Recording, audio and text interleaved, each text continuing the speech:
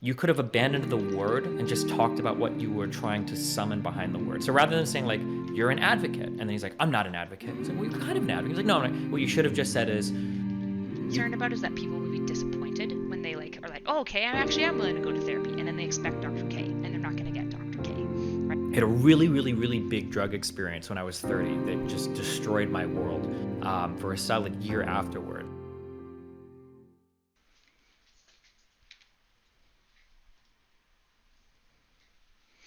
Okay, let me just get my chat back up for you guys because I shut it down for the entire time. So I apologize if you were like screaming at me on chat.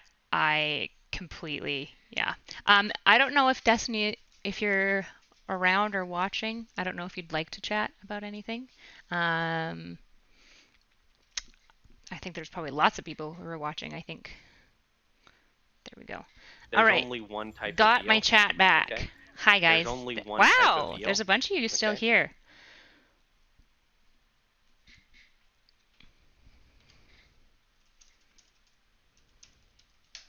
Thanks guys. Call Destiny. There's only one type of eel. Okay. I'll message There's him only and then one he can type come in. of eel. Okay, Okay. we're gonna chat. Me and Destiny are gonna chat now too and have like a decompression. That was stressful. That was very stressful. Not like unendingly stressful, but I think I was like struggling the whole time. Thank you for rating me, by the way, Destiny. I really appreciate that. He's just getting some stuff ready, so I will entertain you guys with random blather. I'm also very tired emotionally.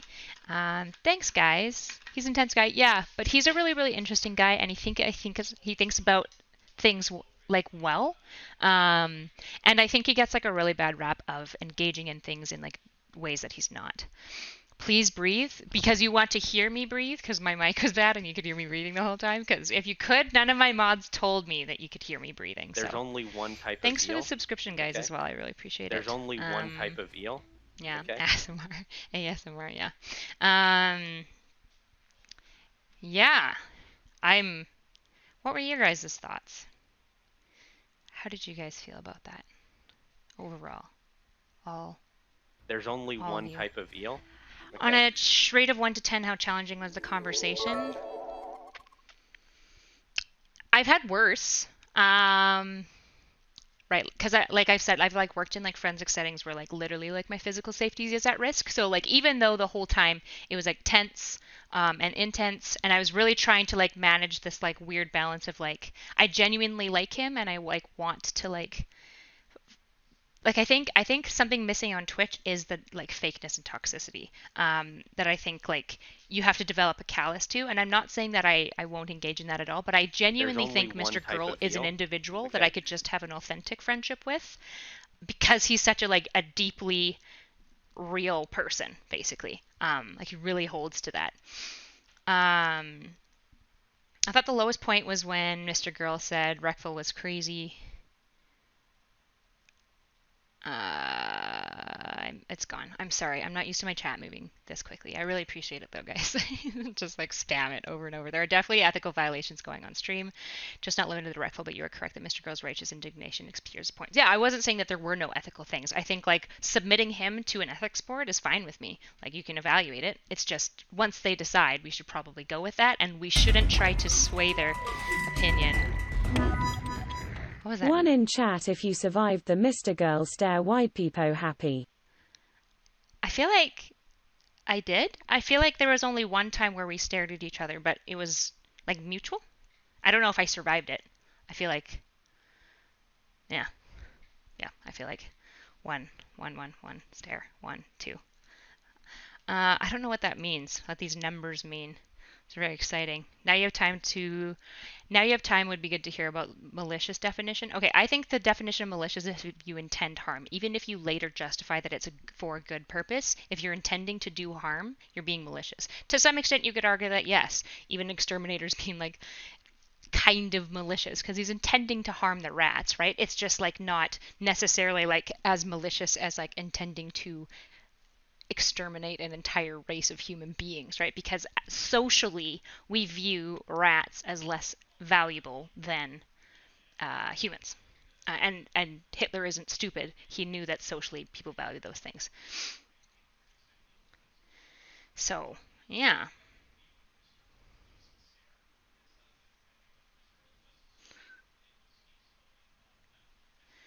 Yeah, I desire to do harm. Yeah.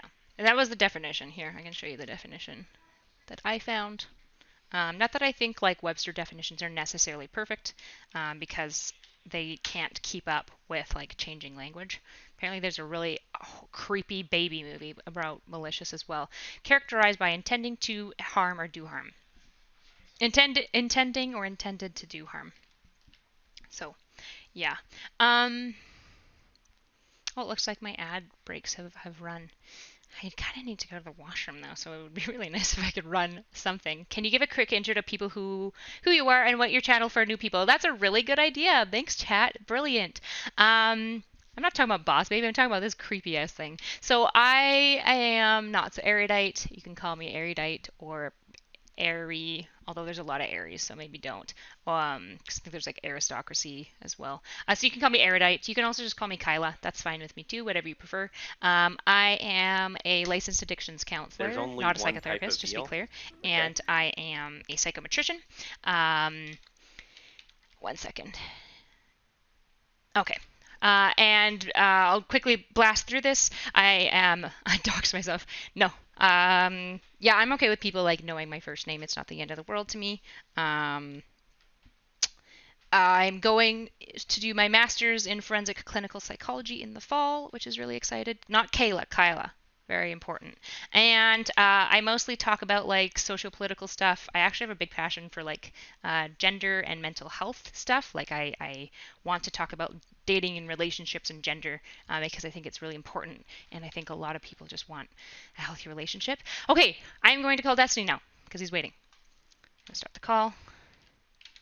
And hopefully he's okay there. I think I'm going to go on camera there and then I can stream there. Hey, I'm gonna stream on my side. Do you want to hop on camera or would you rather not? I don't care, whatever you're gonna do. I'm not here for too long. Okay. I'm gonna do you have a big preference? Sure, let's go on cam just because otherwise we're just staring at like a boring web page. If that's okay with you.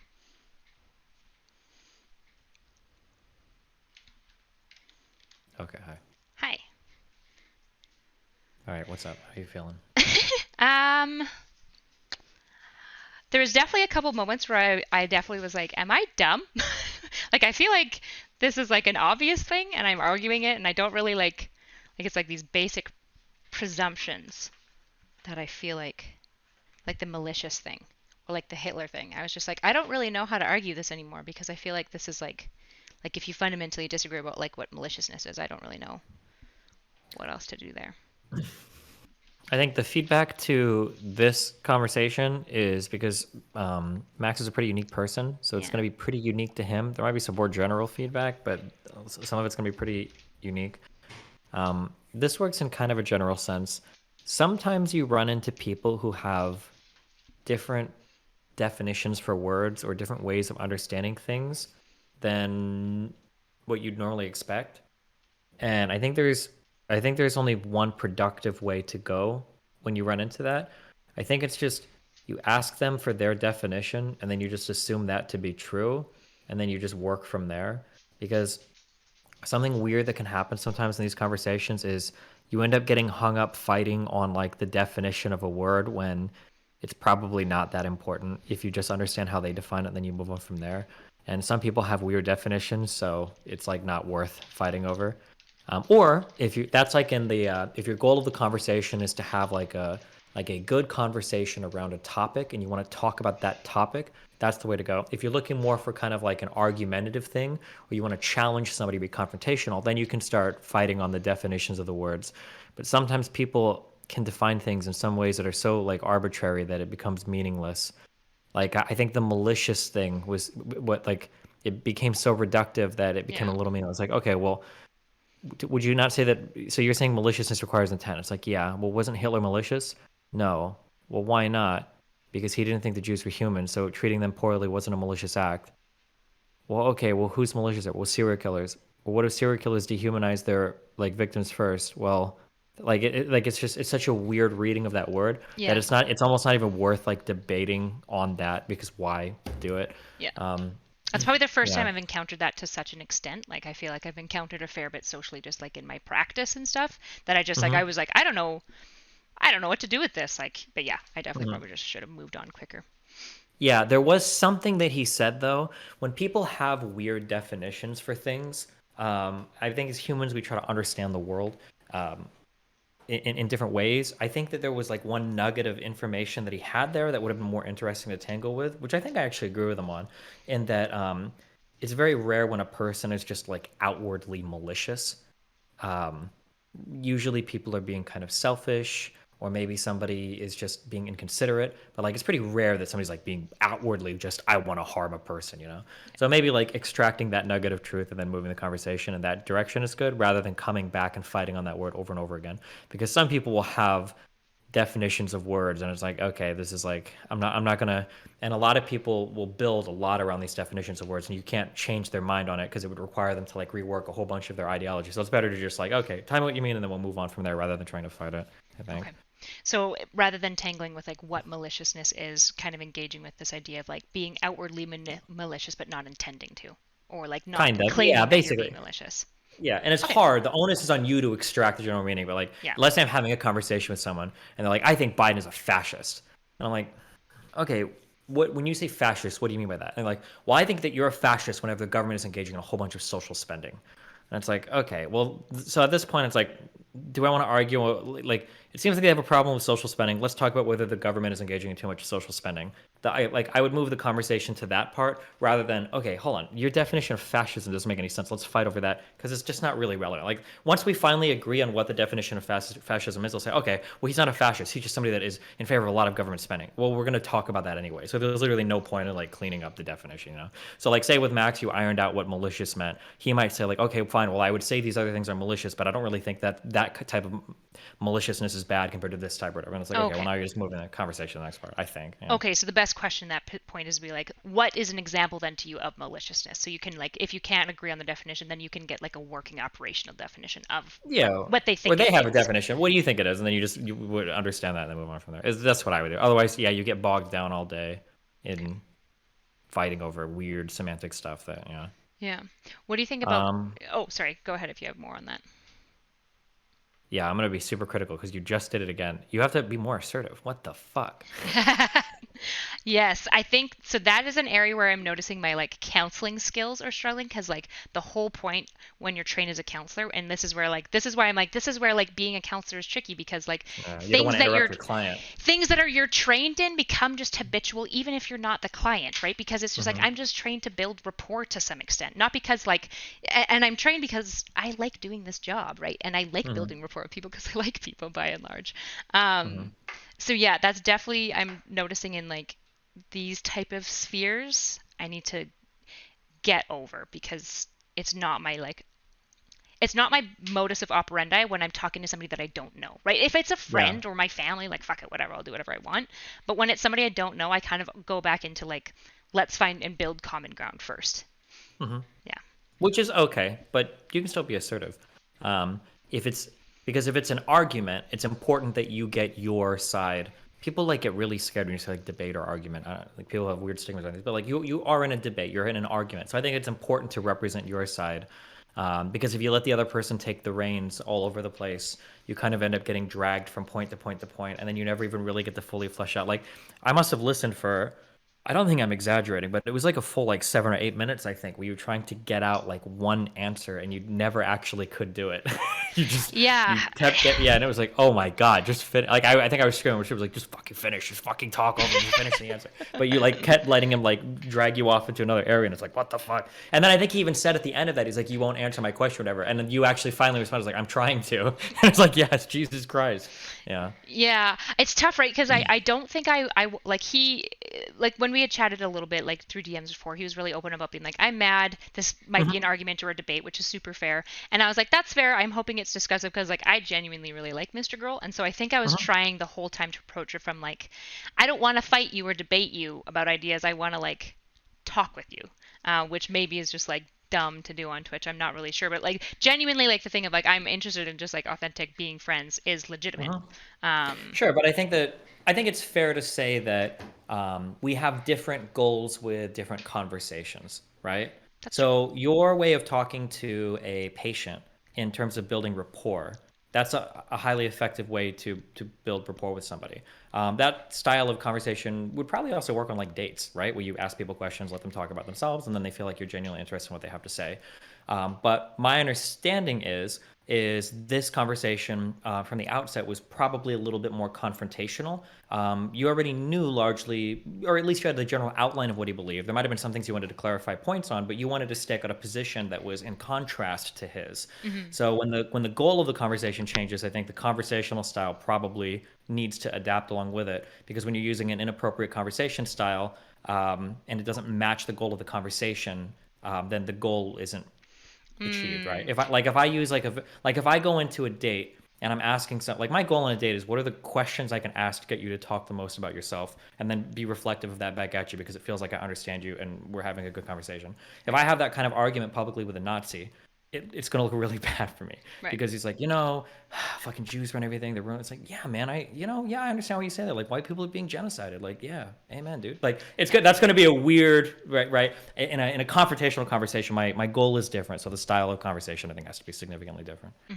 Yeah, I think maybe that's something that I should have clarified at the beginning was our goals, right? Because fundamentally, I accepted this chat with him before this Dr. K stuff really started to fully, like, I didn't even know he had a strong opinion about Dr. K when he originally approached me through the conversation. I was just like, oh, sweet. Sure. I really like Mr. Girl. This would be super fun to talk to him. Okay, he wants to talk about like this random psychiatrist that I've literally never listened to. Sure, I'll just do a bunch of research so I can engage with him. And then as I saw like the momentum around this growing and growing, I was like, oh gosh, like my goal for this conversation was completely different, which is like maybe I should have like messaged him back potentially being like, hey, like we can talk about Dr. K if you want to, but like just so you know, like I'm not super invested in the Dr. K stuff and you are. And so like it might be better for you to have a debate with somebody who has like a really, really strong feeling, maybe averse to or pro Dr. K.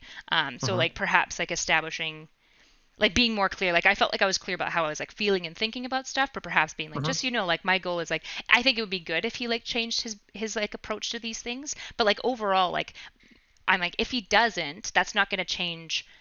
That's not going to change what?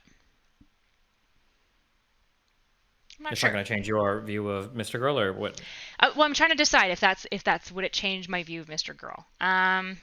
Whether or not Dr. K changed course, or whether or not he was an effective advocate, or artist. Yeah, like kind of how he goes what direction he goes with this. I think like it might a little bit, just because if I think like he engages in like somewhat like bad practice or like bad engagement, I might be like, I don't disagree with that, but like you can be friends with somebody that you like think that they've like of course well, not on Twitch, but ordinarily true. No, I understand. That's true, which I think is like what he kind of is alluding towards the end of him like being like, well, I'm realizing the sphere is really different, so like and we'll see, which is fair. I think it's fair. It's just like a new type of engagement. I feel like I'm like, when like you're brand new in like fucking like junior high and you're like the new kid and you don't know any of the social cultural rules. That's for sure my perspective right now. Like I didn't even watch Twitch until I really started like thinking about getting into it like 2 weeks ago. So gotcha. I kind of feel like once I got out of high school, I realized that everything in life was like high school, and that's been my guiding principle for all forms of social interaction, whether it's corporate, work, Twitch, but that's fair. That's fair. I think that's horrifying to hear, depending on that person's experience with high school.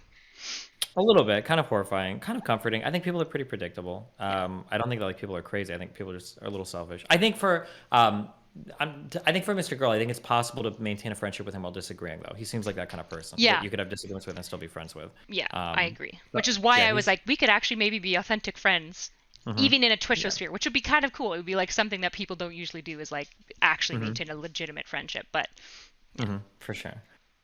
What else was there? Be more assertive. Don't let people cut you off so much. Okay. Did you take any classes on ethics or anything? Not like medical ethics, but like philosophy of ethics or anything? I've taken like a couple 1 and 200 level courses, and then in my training, obviously, I've taken tons of ethics courses. You probably know more than me then. Probably not in the philosophy. I've done a lot of like ethics of psychological practice, which we don't get into philosophy. We do one chapter where we outline the definitions of like deontology, consequentialism. I know those terms more from my philosophy classes. We more so just go through like the Canadian Code of Ethics for Psychologists and then do case studies on it. You said something one time that I thought hit on a really good point, and then I never heard you bring it up again. I would get, unless I don't like it when people bring up philosophy terms outside of very strict philosophy debates, because a lot of these terms are very loaded and you can go to very weird areas very quickly unless everybody has a very thorough understanding of like what the debate topic is. So something that he brought up a lot, and I think he used it to get out of answering a lot of difficult questions, he kept saying this like, I don't think the ends justify the means. I don't think the ends justify the means. When it comes to like a consequentialist approach to something, or when it comes to like a deontological approach to something, I think that largely when we get to our applied ethics positions, regardless of your normative framework, so being consequential to deontological, your answers are going to look pretty similar anyway. Like the classic question is, a Nazi comes and knocks on your door and you've got Jews in the basement and he asks you, do you have any Jewish people in your basement? Well, would a deontologist really lie there? You're breaking your principle of lying. It's like, well, okay, fuck, like, I'm not going to give the honest answer here because he's going to go and kill these Jewish people. And, maybe a clever deontologist says like, okay, well, the principle isn't about lying. The principle is about lying to do harm or lying to do something. It's like, okay, well, but now we're talking about the consequence of your lie. And then even for like a consequentialist, like there are ways where you can break a consequentialist. It's like, okay, well, maybe principles are kind of important sometimes because holistically, if we all adhere to certain principles, like for instance, like, could I rape somebody who's asleep if they'll never ever know about it? It's like, okay, well, from a strictly consequential point of view, like maybe there's no harm, but like, do we really want to live in a society where people are trying to rape sleeping people? Probably sounds like a really fucking horrible, right? So, and anytime somebody brings up like, I am deontological or I am consequentialist as a way to escape answering difficult questions, I would push into that a little bit more. And I say, like, well, at the end of the day, are you really like strictly consequential, strictly deontological? Because you said something, I'm sorry, to bring this back, you said something really smart where you asked questions about like, what if you did something with Dr.K like, what if the ethics rules end up not being beneficial for patients holistically? And he's like, well, it's about the principle or whatever. And you were like, well, what if the principles are leading to bad outcomes or something? He's like, well, I don't think they generally do. It's like, well, if they do, you said maybe we should change the ethics code, which is that's a good response, right? And I don't think he really grappled with that. I think you just kind of moved on, but I think that's a good way to push into that. It's like, well, what if it was the case that if we follow the ethics code in philosophy, or I'm sorry, in psychology, to the letter, and it caused more harm, wouldn't we change the ethics code? Isn't that the point of the ethics code, to minimize the amount of harm to people? I think that's a good way to push back on that. Okay, that's a good point.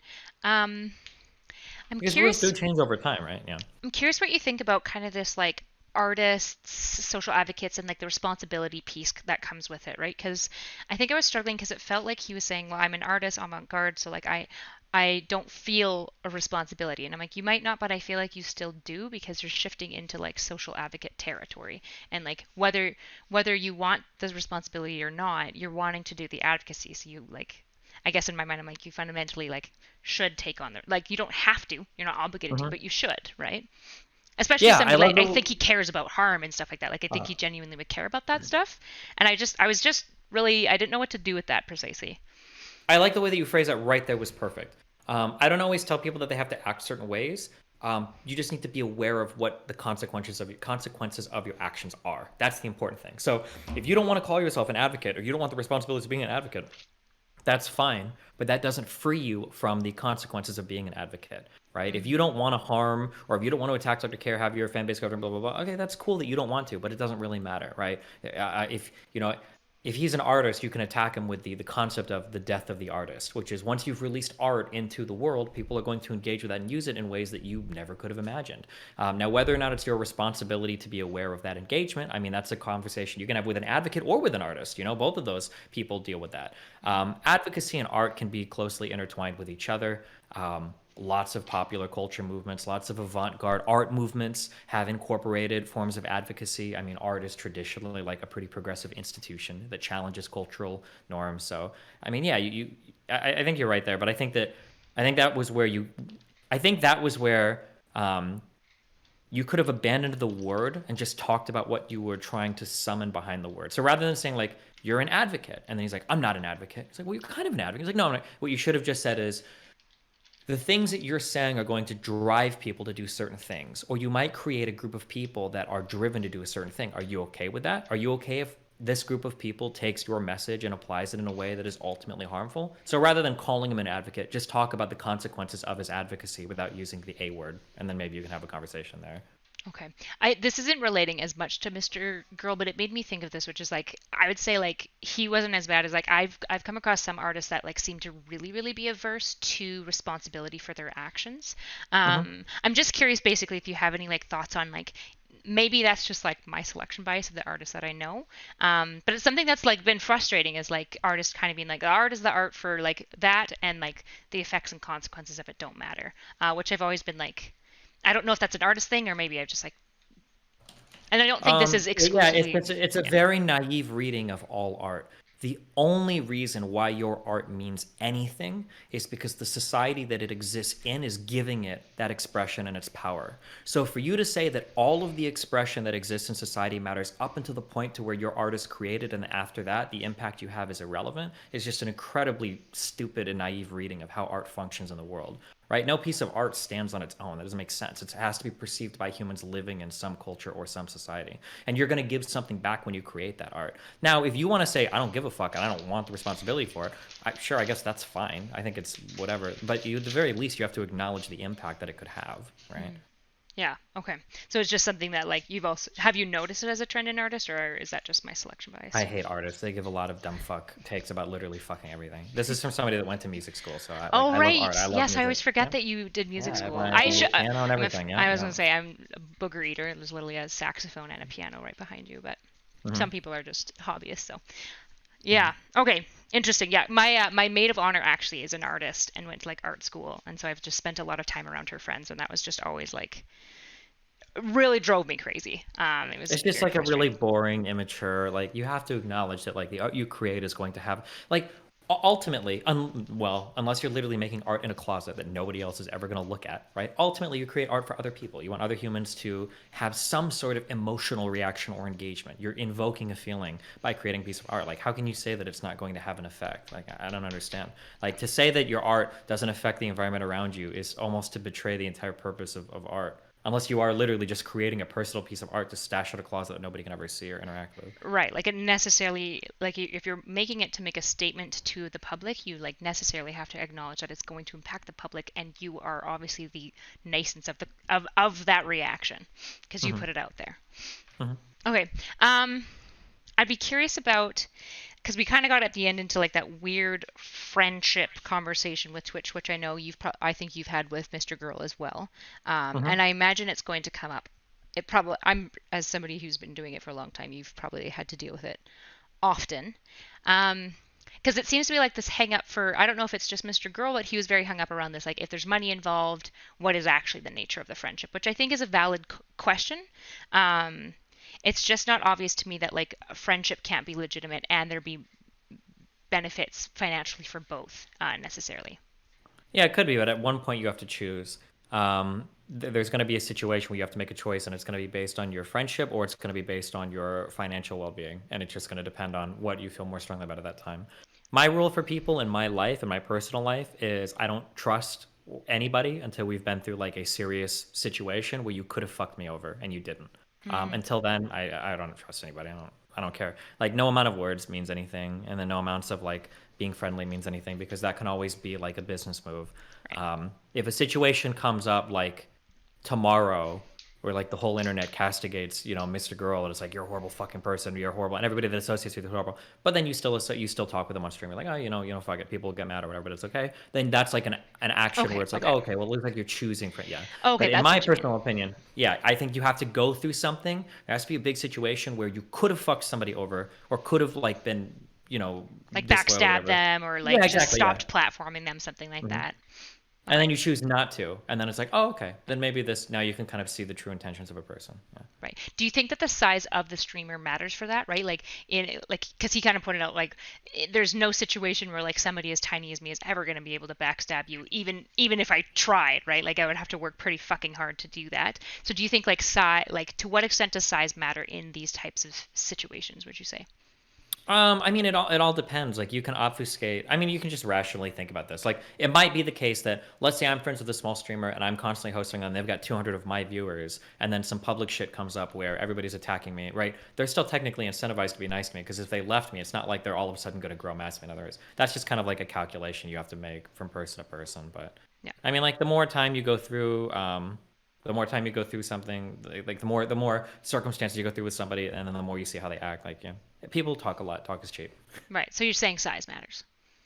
I would say that it's more like how you use your audience than the actual size. I was mostly making a joke at you, but that's fair. Yeah. Okay. I'm trying to think if there's anything else.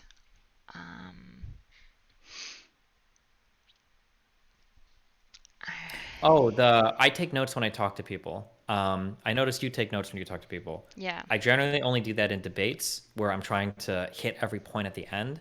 I think that if you're having a conversation, I'm saying this to you, but you actually know this because you said this. It doesn't feel good to run down a list of talking points in a back and forth conversation. You want to have a dialogue. Because me saying like, okay, point 1, point 1, point 2, point 2A, 2B, 3, right? It doesn't feel, now it feels like you're having like an Oxford style debate where you're just like running off things for the audience to evaluate. Yeah. But that goes back to just, I'm not saying don't take notes. You just have to be really assertive in going back and forth on the dialogue. And jumping in. I also have, like, lots of people don't know, but I have a brain injury. And so, like, my memory gets really hampered, and I get, like, especially if like there's things going on outside, like mods jumping in. Part of why I write it down is there's a good chance that if I like don't write it down, I might not actually like consolidate it fully, and then I just won't remember it all.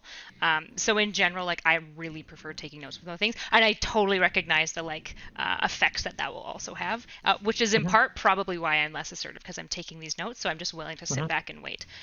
So that's valid. And to be clear, even on a dialogue, there's nothing wrong with taking notes. But just when you're taking, it's good to have the dialogue, because if you're going to run down like, well, here's all the things that you said and then go through it, it feels like there's not as much time to go back and forth on each point, I guess. But yeah, taking notes is always good. I'll take notes even in casual conversations. Yeah. Do you think that the conversation? Do you not have any? Sorry? Oh, sorry. I was about to ask if you had any. You have long-term memories, right? You can still do that, right? Yeah. It's just, so for me, what I find is, so I also have a bit of a short-term. So I was taking Vyvanse I had a lot of attention concentration issues for my brain injury, and then I had a lot of, so specifically, it seems to be my episodic memory. So memories for like events that happened to me, is really shit. And so I started taking Vyvanse for the concentration for school, but if you take Vyvanse and you have an extremely sensitive little flimsy brain like mine, like I get hungover from like a single beer regardless of the amount of water I drink. Like my brain's just really sensitive, and you can develop something called short-term memory injury from Vyvanse. It's not super common. I developed that, so I think right now particularly my short-term memory is bad. So if I don't actually like process it fully, so if something happens to me and I don't take a fair bit of time to like process it, sometimes I lose bits and pieces of it. And if I'm having a dialogue with somebody and I forget, like this will happen like if I'm like fighting like with my husband or something, like I'll miss just chunks, and then Is this like a chronic thing now, or will this heal over time? Or? It's gotten way better since I stopped taking Vyvanse. Hopefully it's not chronic. It's gotten way better. I don't know if it's plateaued yet, but Gotcha. I find using the notes has actually helped to like, I think, repair that system a little bit. Like I'm trying to come up with ways of basically like building that system on my own. But one way I do it is like if somebody says something, I'll rerun through to my head a bunch of times so that it like actually consolidates properly. And it's not like I don't form any memories, like I obviously do. They're just very gappy, and so it makes issues in conversation because I like can't remember what they said precisely or something. Okay, you realize this is like the 4th time you've repeated that to me, right? I'm also long-winded. I'm sorry, I'm just messing with you. I had bad drug experience before, and people fucked with me that way. I'm gonna use the G word. I'm gonna just start screeching it. I'm just kidding. Jesus Christ. I'm just kidding. Okay, sorry. Any other parts of that conversation?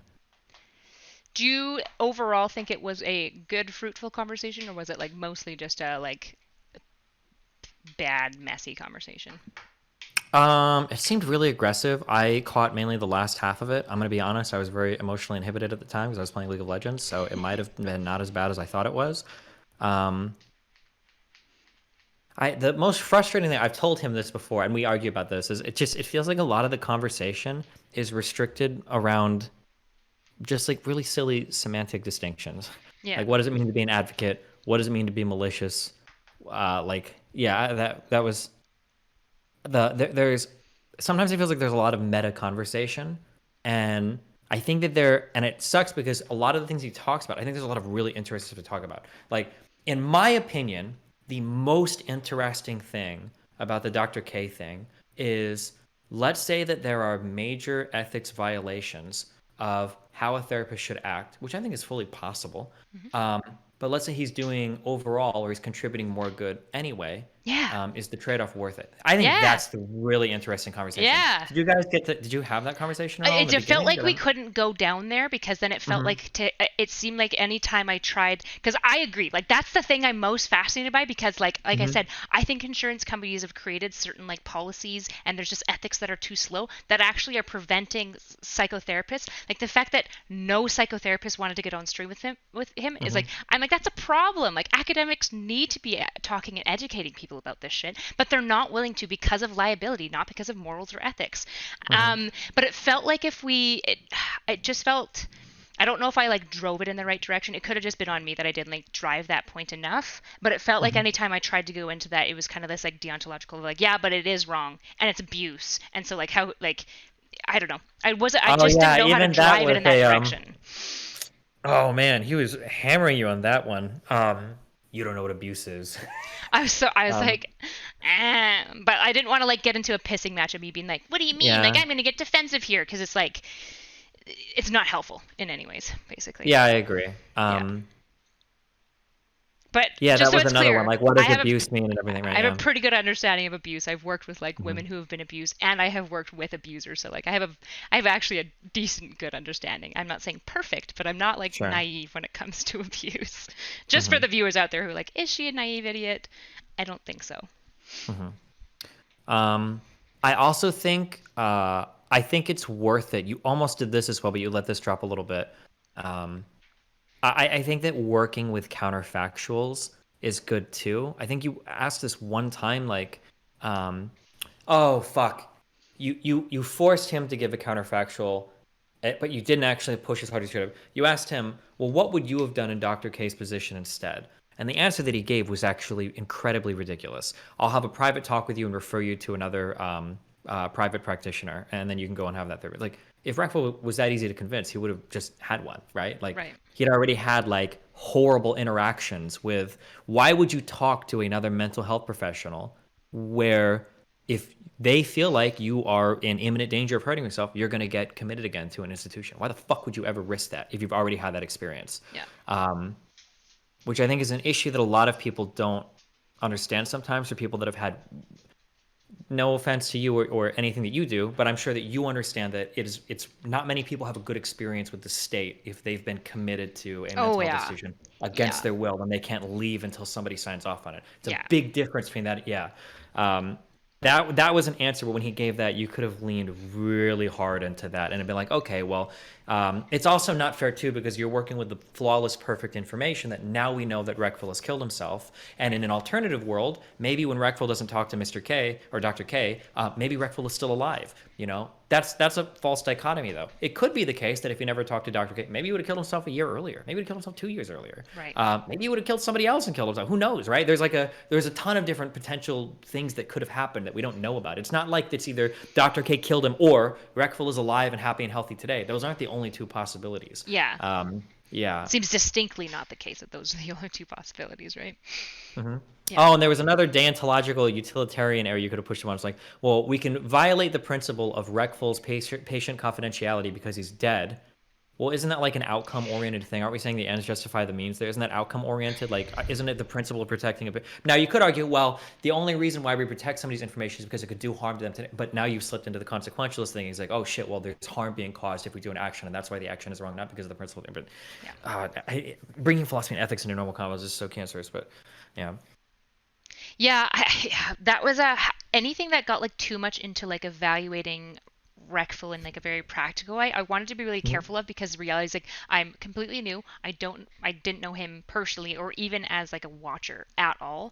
And it's just like it's such a like sensitive situation, and I didn't want to basically like push him hard and like make him look, because it doesn't look good, I think, for him with his viewers to like be saying things like that around Reckful, and I didn't want to push more and make him look worse, I guess, because again, like my goal was more like friendship probably.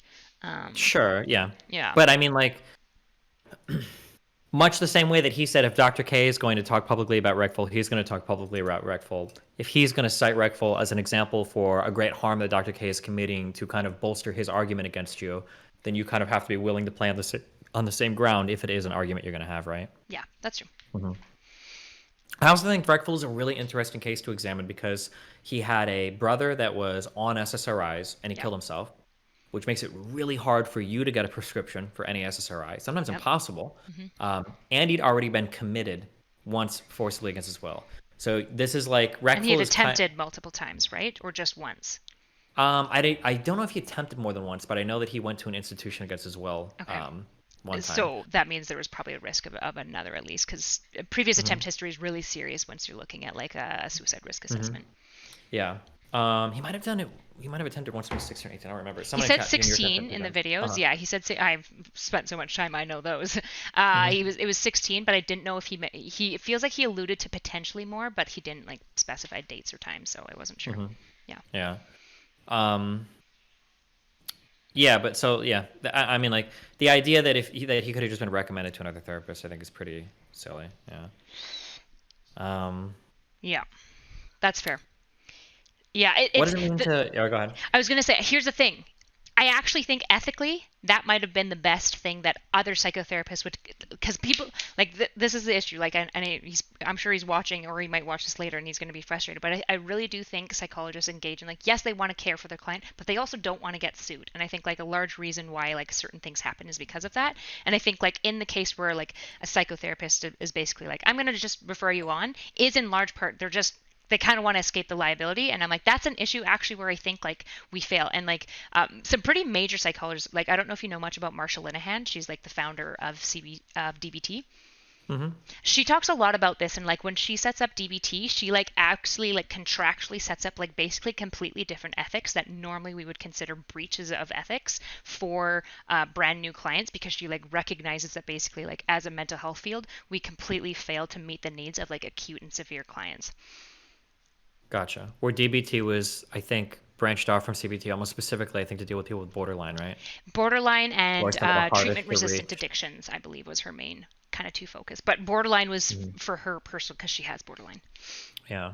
I always, one of the things I always tell people I have very, very, very small corporate background. I used to work in like a restaurant and a casino, and then I kind of got to management, and I saw how everything worked. Anytime you're confused about like why some people won't interact or engage with things in ways that seem like they should, it always came down to that, like, where is the liability at? Always. Because that can be an incredibly important thing. And then once you understand where the liability is, like, oh, okay, that's why this person doesn't want to get involved with this. Yeah. And sometimes that thing pops up in so many crazy ways, in ways that even I still miss it. I remember, I don't know if you watch any of like the cop videos. One criticism that I have of police officers so much, like the body cam, like real life cop videos and stuff like that. Yes, yeah, okay, yeah. When multiple police officers are interacting with one suspect, everybody is screaming, like, "Oh my god!" Like, put down the gun, blah, blah, blah. And it's like, holy shit! Like in a high stress situation like this, why do you have 50 different people? Yeah. And I had, I believe it was an officer came on stream, and he talked to me about this, and he said the reason why we do that is because if somebody dies and they're not supposed to, and the precinct starts pulling body cam footage, the first question they're going to ask you is, did you give a verbal warning? Did you tell them to drop their gun? And if you say no, I thought Officer, Sanchez, or I thought Officer Jacobson, I thought he said it, and then he didn't. Now you are fucked. Your life might be over.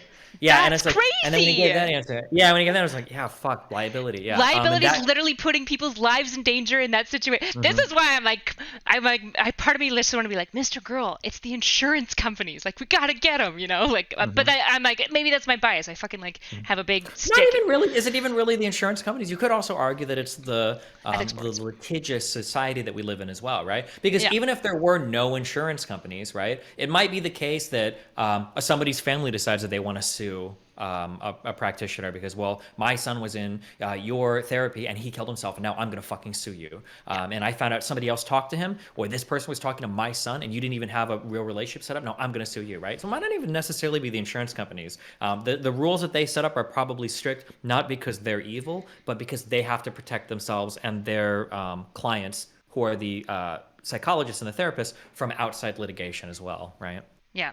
Yeah. It's just, yeah, in general, as somebody who's like in the field and also like going to get trained to be a psychologist, I struggle a lot with liability all the time because I genuinely think that it like hampers our capacity to care. Because there's genuinely issues like I can't really volunteer at like a local group to run. I think I've already told you this. I can't volunteer to run a group around addictions because I'm a trained professional. But in that space, I'm working as like a volunteer who is a professional. And so like the liability's fucked. And I'm like, I get why there's these certain things. We don't want to con people who are vulnerable, but I think we've gone like so far that now like psychologists' hands are tied to the point that like they'll never go onto social media to like give correct information or like actually give good psychoeducation, which is just like so it's so frustrating to me. Yeah, I agree, but I mean, like the I just read my chat and just triggered the fuck out of me, and my thought just completely escaped my brain when you said that. It's hard for psychologists or therapists to do anything publicly because they're. I remember saying the issue, the thing that sucks is that as much as we all hate that concept of liability, the second we turn our eye to a broader sphere and we see how people are acting, I think we immediately are like, fuck, that liability has to come back. We fucked up. It needs to be there.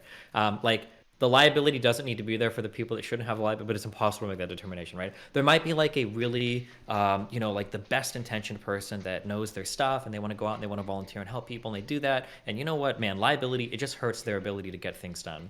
But there might also be another person who's like, you know what, I know how to fix people. It's a combination of acupuncture, astrology, and palm reading. And I'm going to go out and I'm going to give therapy to people and I'm going to tell them to stop taking their SSRIs and their antipsychotics and everything because I'm going to fix them. And now we've got a whole bunch of problems. And that person is going to look at you when you go to sue them and they're gonna be like, well, hold on, I was just trying to help. Like, what was all this talk about you saying academics need to be more engaged? And people are like, is it just when they agree with you? Is it right? That's the issue you run into. It's like, fuck, okay, like, one person fucks it up for everybody basically. Yeah, like litigation is just so frustrating, especially with like civil courts of particularly like with American litigation, because there's a lot less in Canada that will like even get put through to actually be talked about. And I'm not totally sure why. My friend's a lawyer, and that's all I know about it. But because Canadian psychologists have like entirely borrowed our model from American, we basically like mimic all of these things, which means anything that American psychologists are like reticent to do, we are. Even if the like legal precedent isn't there. Sure. Yeah. Yeah. Anything else? Don't think so. Maybe I'll check chat and see if there's anything else. Pretty.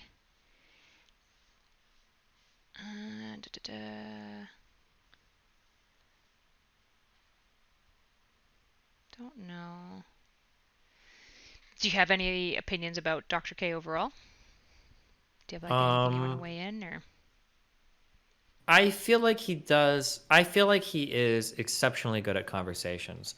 He might be really good at manipulating people, and I actually don't notice it. But I think I used to be really manipulative when I was younger, in my early 20s, but I've matured and mellowed.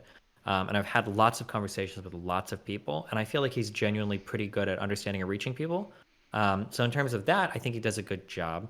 I don't think he's just like a manipulative, horrible person that's just trying to get people to cry. Although I understand that the allure sometimes for the chat can be at that. I think that his mission and everything, I largely think it's pretty good. The word therapy just sucks because everything, like conversations with friends can be therapy, right? We like Thank you. people trauma dump I wasn't on out to Twitter. lunch when I said the what is therapy is an important conversation, right? Okay. Yeah, and I you're was not like, gonna get am there's I dumb? yeah, no, Like, that wait, did he? I might have missed. Did he say there was like a strict definition for that? he said like it's obvious, like it's very clear what is Oh my therapy and God, what isn't. And I was like, what? is so I was like, absolutely not maybe true. am I just this like terrible unethical practitioner? Like, I feel like it's very difficult, especially as somebody like I worked in live-in residences where it's like, okay, well, I'm your therapist, but now I'm walking around the house. So if they talk to me even emotionally in that moment, is that therapy in that moment? Do I need to take therapeutic notes on that? Like, yes, no, like we always did just to be extra careful, but it's like. And even before, I mean, even there's competing therapeutic models between therapists that disagree on what therapy is. So the idea that there's like a consensus on well, this is obviously therapy. Like somebody that works in psychodynamics or psychoanalysis is going to disagree with somebody that works with other models or like that. Yeah, no, I don't know. That's kind of silly, I think, to say that it's obvious. And then there are tons of psychology is like philosophy. In that it doesn't really matter what you think about it. Everybody does it. So it's important to try to pay attention to the detail. Whether you like ethics or not, everybody practices ethics. Whether you like philosophy or not, everybody practices philosophy. Whether you like psychology or not, not in some ways, in every way. If you engage with another human being, you are practicing psychology. Yeah. And there are things that you can even learn in therapy. Like as a therapist, I'm sure that are important to other interactions that you have with people in your life. Like there are techniques, like basic nice skills. Yeah, being like reflective with language or like understanding, asking people like how do you like. It's very, very, very rare in real life that somebody is ever asked, how do you feel about a particular thing? People really like the opportunity to share that, right? That's like a therapy technique or whatever. There are tons of that would drive me crazy. I think I would jump down somebody's throat if they would have seen that conversation. That it's so obvious what therapy is. It's totally not. Yeah, It's really frustrating because like I've literally talked with multiple coworkers about this all the time because it's like, okay, well, if my friend, like I've literally had situations where friends come to me and they're like, hey, I have this anxiety stuff, I'm dealing with this, and I'm like, okay, and they're like, I can't really afford a psychologist, could you just give me like a couple of tips, yikes. Right? And you're just like, like I could just give you I could just like literally psychoeducate you for 2 seconds, and just like if you were an economics student or even somebody who's an economics professional, you could absolutely give people tips based on your expertise, right? But like, it just stresses me out. Yeah, for sure. Yeah. What do you think therapy is? Was that rhetorical or are you actually asking me? It's like half glib, I suppose. Oh. You can answer if you want. Yeah, I don't know. I would say that like therapy, we might have disagreed on this, I think, in our first conversation. But like I would argue that like therapy is a place that you go to for somebody to help you acquire the tools to deal with problems that you wouldn't otherwise be able to deal with in your life. Yeah. So if there's some stress or anxiety, or if there's some issue that you're dealing with, and you feel like you don't have the appropriate mental tools or mental faculty to deal with it, then you go talk to a therapist, and then they help you acquire some process or some introspection or whatever in order to deal with those problems. That's what I would say therapy is. But obviously, this can be a really good friend, a parent, a mentor, or a psychologist or a therapist. Yeah. Yeah, that's fair. Unless medication is involved, that the line gets really, really, really blurry. Yeah. Man, even that when he was saying like I think Dr.K was was working as a psychiatrist because he was talking about medication. Even that's a really blurry line.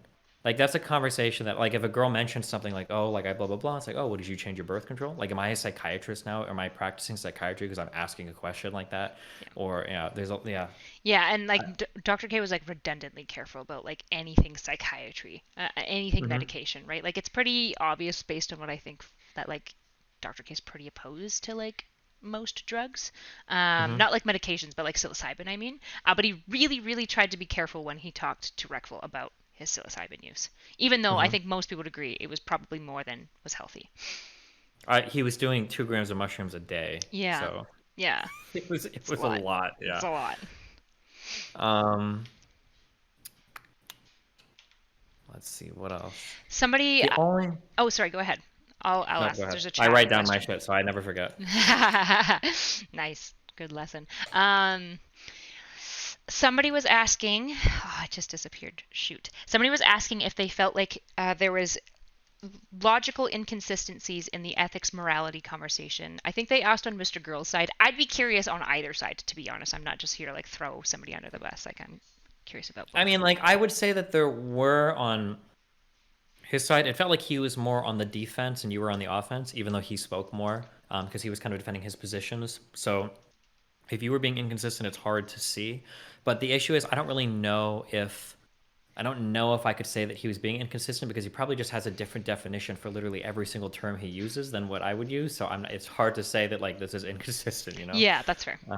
What Yeah. about my position? Do you think that where I was delineating between like liability, ethics, and morality was inconsistent?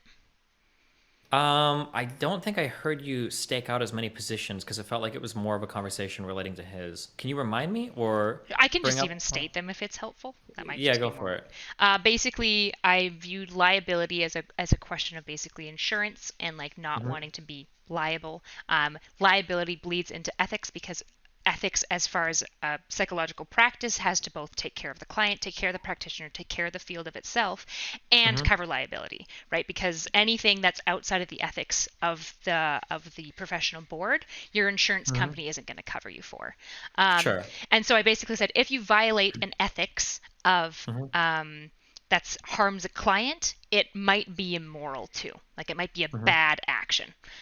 Whereas if you violate an ethical policy that's more about protecting psychology as a field or putting yourself at risk for liability, I'd say it's Mm-hmm. not necessarily moral. Gotcha. I think we would probably agree. The only thing is the words you use when you talk about liability. I think that liability is a real ethical concern, that Mm. there is a tension there that needs to be, like, let's say that I can't pick my kid up from school and I need somebody else to give him a ride, and that person agrees. They're doing me a favor. They're going out of their way to do me a favor. That's awesome.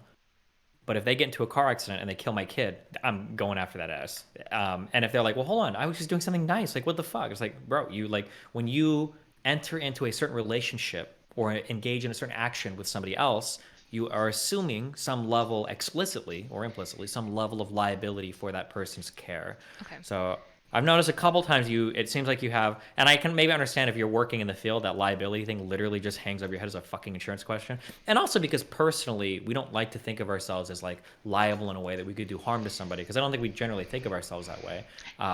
But I think there are like ethical. I think liability is an important concept, even in an ethics point of view, not just like for the damn insurance companies, you know. Is that basically because of these like implied social contracts, sorry, and Mm-hmm. basically certain liability accounts for implied or explicit social contracts that you should ethically uphold, Mm-hmm. regardless of whether insurance would come after you? It just happens to be that insurance. So is it that liability is ethical, or that certain liability policies guard certain ethical principles?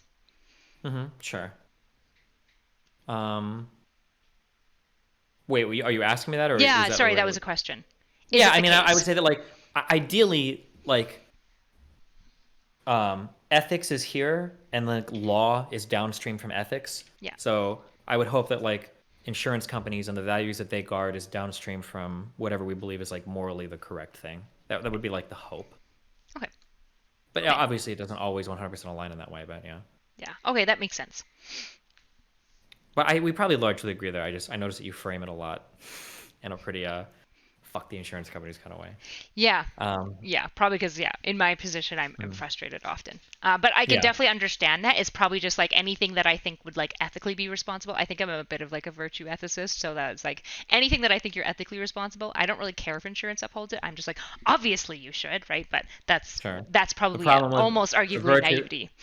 yeah, the problem with virtue ethicists though is that everybody believes they're virtuous, Yeah. which is Yes. the issue, because yeah, then every behavior becomes justified almost. Yeah. Yeah. Yeah.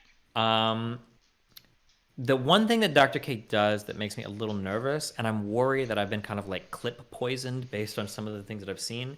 I have no problems with therapists incorporating spirituality into their conversations with clients as long as they're upfront about it. Hmm. Um, I know that it's relatively common if you see a therapist that has like a religious or spiritual belief, they should bring that up in session one. Do you want me to talk about it through this lens or not? Or if it makes you uncomfortable, you can find somebody else. I think that's pretty standard. Hmm.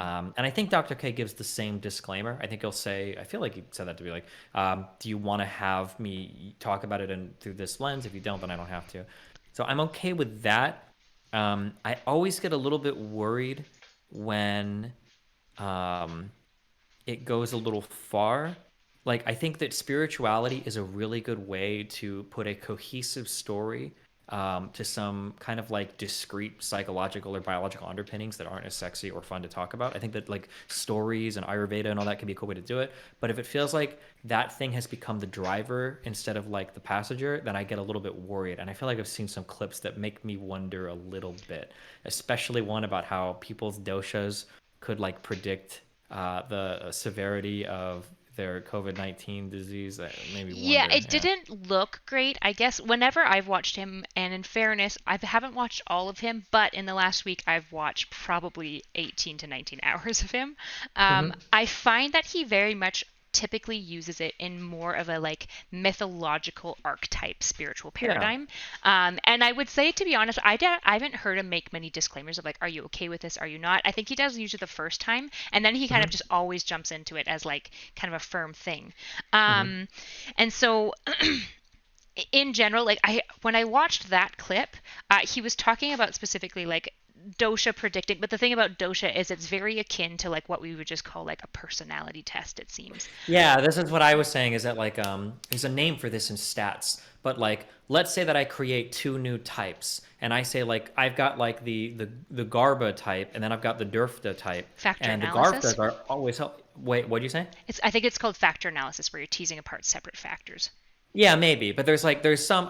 It was the term was latent variable. It Okay. might just be that I've created a new class and it maps onto some other variable that's way more exponential. It's not about the Oh, I see. I Gupta or see. the Dartha. It's that all of my Gupta people happen to have a BMI of 22, an IQ of 140, and no comorbidities. And the other people that I said were in the Dartha group or whatever, these people are all obese. And it's like, wow, look at how strongly predictive my other thing is. Like, okay, well, hold on. There are other variables that are more important. And I don't know how like doshas are determined. Somebody Yeah. said you look at the veins in the hand. I don't know if that correlates or maps on to like cardiovascular health or obesity or anything. So yeah. Yeah, because it seems like he often tells people what their dosha is, and he obviously isn't like looking at their hands super closely on Zoom. So I don't know Hmm. much about dosha, so I could be wrong. Like he could be interjecting spirituality too much. But at least in Hmm. like most of the like conversations, I saw all of the Rexels and then Yanni and somebody else. I can't remember who else.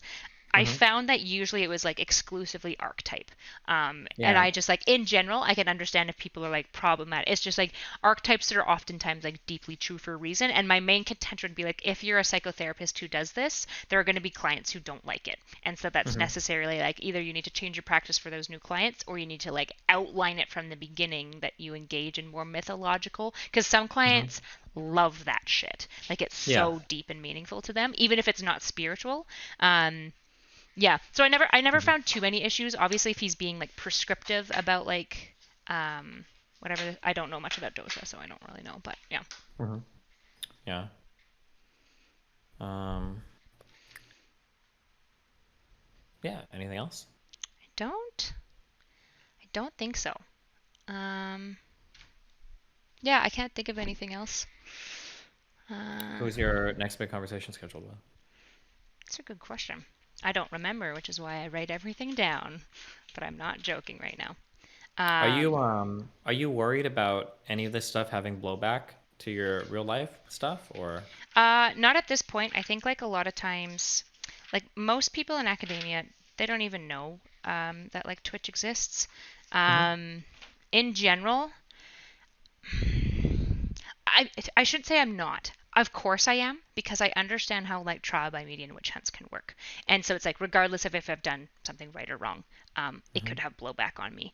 Um, I think because of that, there's been a lot of stress. Like it's definitely been stressing me out because it feels like I can't just be above reproach. I have to appear well beyond reproach. That's kind of feels like the standard for, and I think that's why it's tough for professionals. That's why they don't want to get on like spaces like this, is because they have to be like not just above but beyond, right? And that's a really high bar. um, I try to do my best. I'm really trying to approach this as being like, yes, I've got my training in this, but I don't want to engage in like too much appeal to authority, and like let's try to look at like data and evidence, not just like listening to me because of this. So like I'm Hmm. trying to do my best of like if I have something to say, I should probably have 1 to 2 articles as to why I'm saying it. And if I Hmm. don't, I should be very careful to caveat with my opinion, right?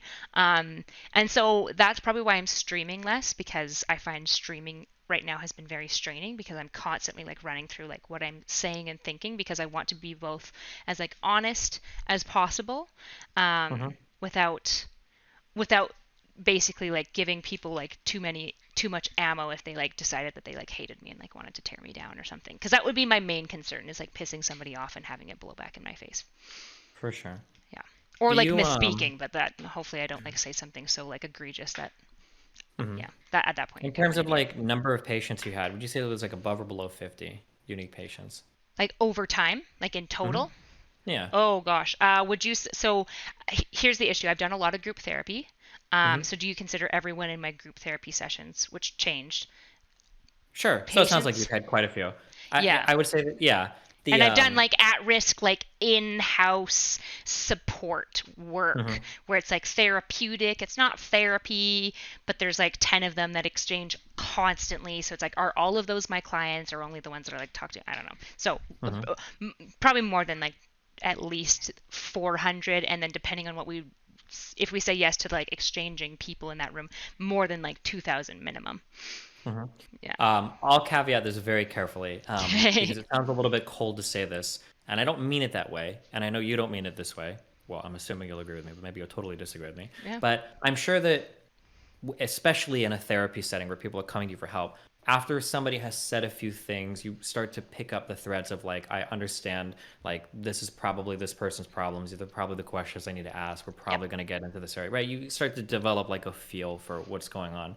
I think streaming will get easier because I think that similar thing will happen. We'll kind of get used to caveating. You'll like the topics that you talk about will start to repeat quite often, and it's not like you're gonna have to need a new study every single day. But it'll be like, oh, it's this question again about like, are women happier today than they were in the past, or is medication actually effective? Do SSRIs work, right? And you'll have like this working library of like, oh, here's this, here's that, here's that, or whatever. So it gets easier over time. That's fair. I don't know what the cold part was in that. Was that just like analyzing people from a kind of like a heuristic standpoint? Yeah, but I think you have to be really careful when you do that because I don't know if you were aware of this when you first time. You might have been. I have really bad experience talking to people that have gone to school for psychology because they act very fucking cringe. Like they act in ways that I would expect a person that goes to psychology school to never fucking act.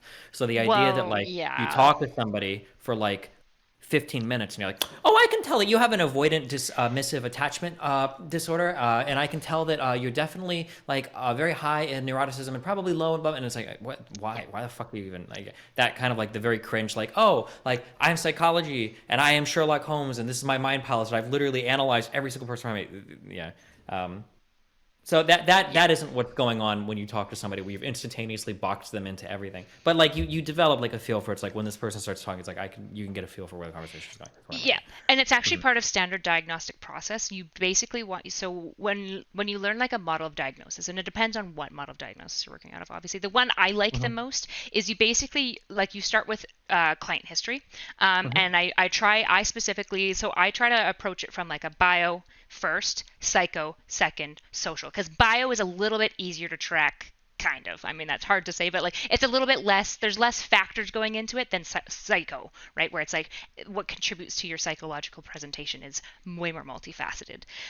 So usually I start with kind of asking about like certain like physical health stuff and then family history, right? So if I know that there's like a strong family history of like ADHD, I'm starting to create a hypothesis chain. So I'm like, okay, well, if there's a strong likelihood of these things, okay, well, anyone who comes in, if they're presenting with any mood disorder symptoms, those two, anxiety and depression, have to go immediately on the docket of possible diagnoses, right? And you start kind of going with like, what are the most probable, right? Let's go with things that are statistically the most likely. That's usually the best rule of thumb. And then you try to like basically disprove each diagnosis and be like, what are reasons that this doesn't fit?